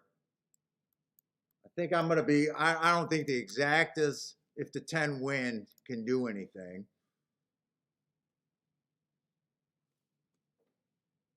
Let's see. Why am I in the. Oh, because I was looking at results.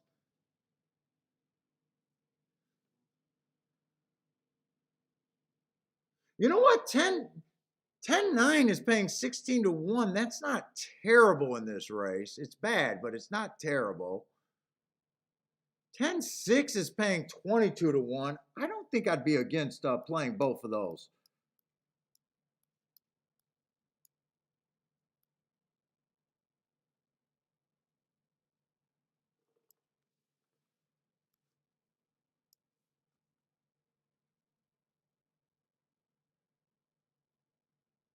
In fact, if the 3 wins, I think I'll play the 3 less in the exactas. That's why I'm doing it that way.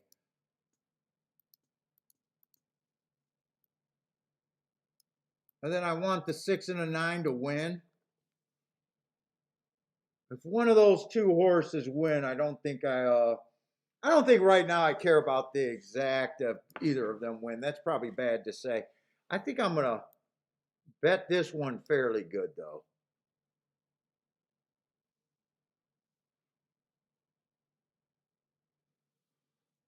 Hopefully those hold up.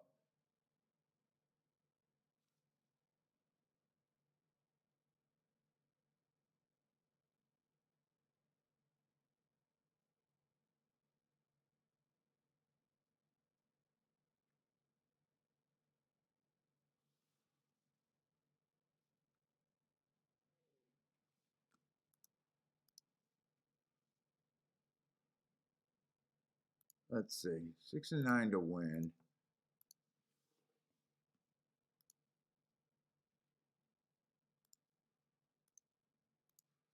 10 with the 6 and 9. Those are straight. I think I can make a decent score with that.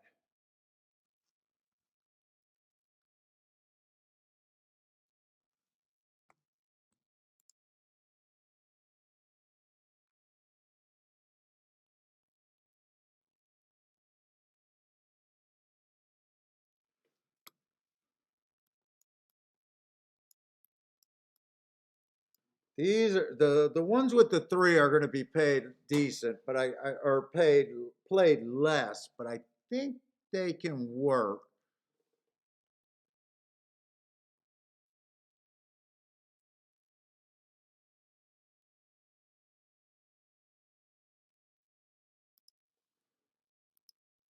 And I might do a try here.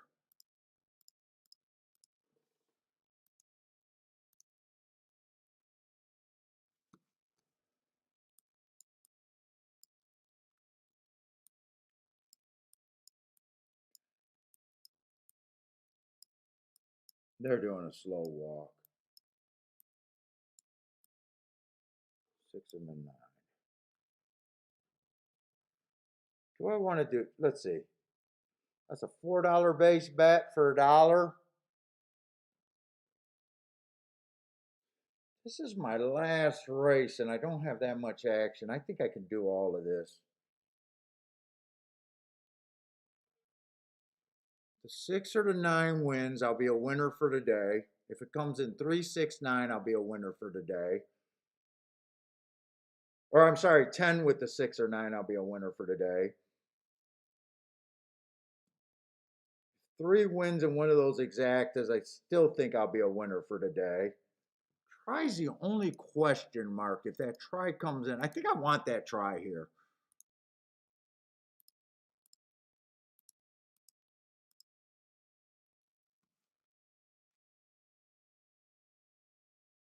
You know what? There's one other horse I'm going to add on that try. The 2 horse.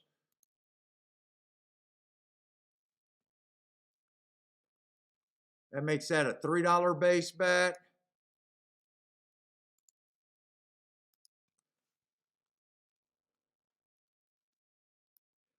I never know if these tries I think are good bets. I'll never know until if that hits, and I won't know until I see the payouts if I think that's a decent bet or not.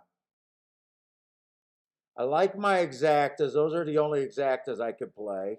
I like to win on the 6 and the 9. Those are the only win tickets I could play. Rick says he could. I could have passed every race at Tampa today, and not because I know the results, but I really could have passed every race at Tampa today.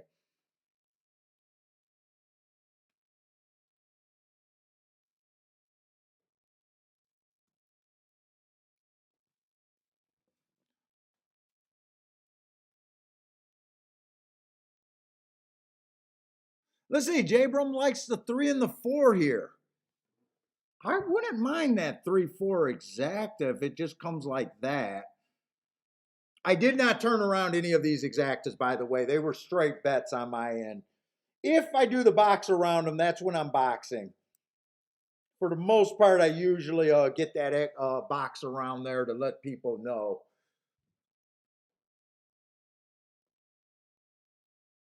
Let's see. Rick says all the winners were on the inside today. Yeah, the 1-1 on the inside on the turf. What was the other turf route races?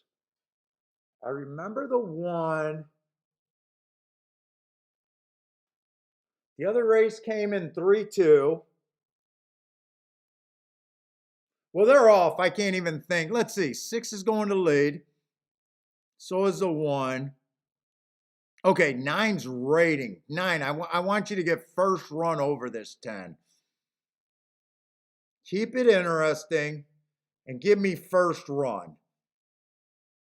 23 and 4, I got a decent pace.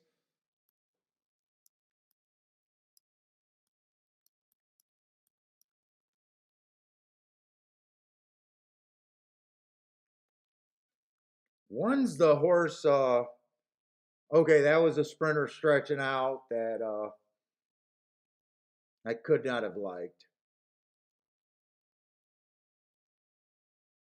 Shit, I wanted a 9 to get first run over to 10. Now I need it just to come in 10-9. 10-9, as long as that exacta stays, I don't think that's a bad hit. Come on, 9.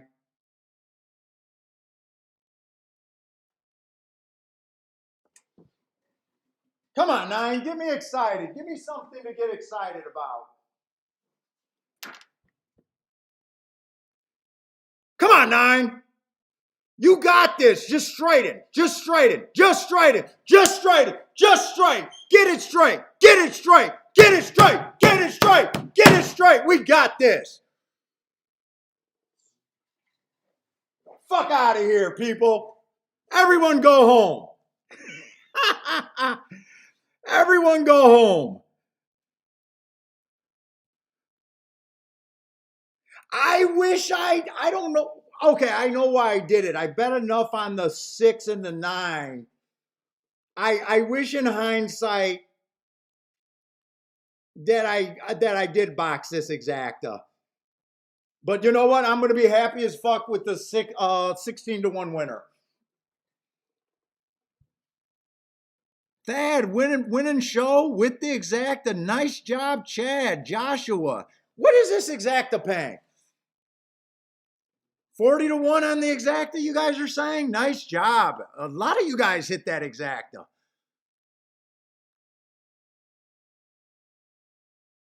I got 35-1, but I'm not going to argue with you guys. And I'm glad it didn't come in 10-9 because I think I made that bet thinking it was paying about 18-1. And they bet it down to, I'm better off with the win ticket. Opposed of it coming 10-9. Now I would have been better off if I boxed that exacta. But I'm actually better off with the win ticket than hitting the 10-9.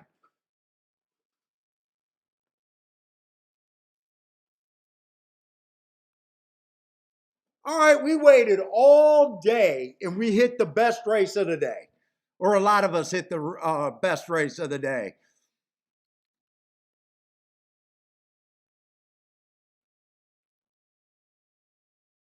Come on, give me that race fucking back for the last race in the contest or something.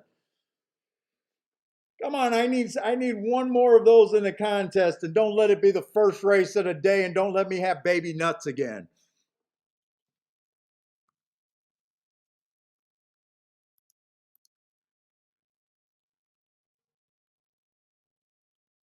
Let's see. Al Marco loves the key box with the backdoor action. Nice job. 70-1 exacta for $2. Yeah, 35-1. I'll take the $35 win ticket. I'm not going to complain about that. All right, so ended up doing what I needed to do and just winning for the day. One held on for third, 3 didn't really run. I really like the way I bet that race. Probably didn't have to do, the only bet that I question that I did is the try. I like doing the smaller exactas with the 3 on top with the 6, 9, 4, 7. I think the lowest one of them were paying 37-1. I played them less. I played 10 on top of the 6, 9 more, even though the 10-9 went down to 11-1. And then I dutched a 6 and a 9, and I bet them enough money to have a decent day today. Not a home run day, but definitely a decent day. Tampa is generous when the shots come in. Gregory with a boom.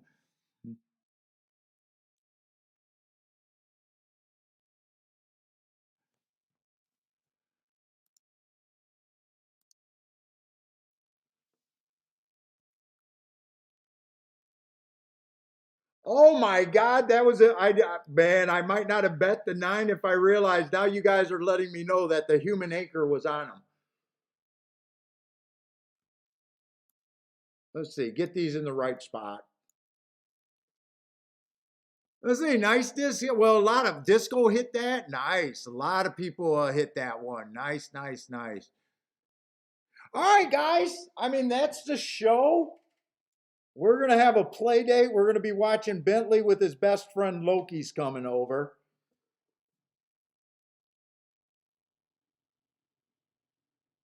But definitely, that definitely made sitting through Tampa Bay worthwhile.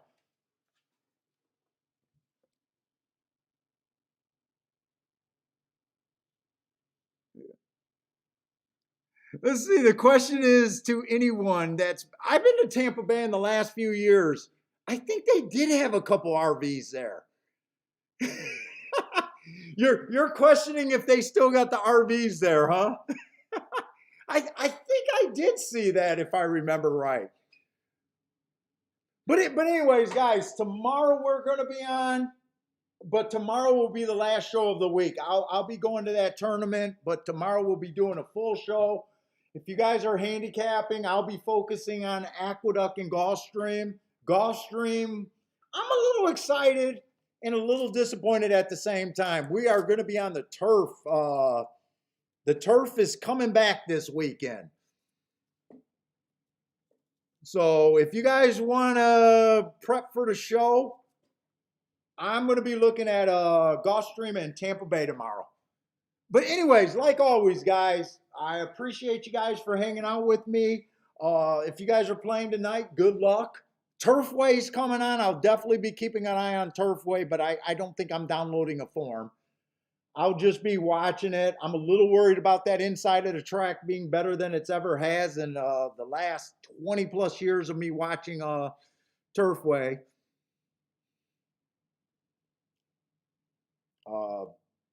But good luck if you guys are playing tonight, and hope to see everyone tomorrow. Stay safe out there, and hope you guys join us tomorrow.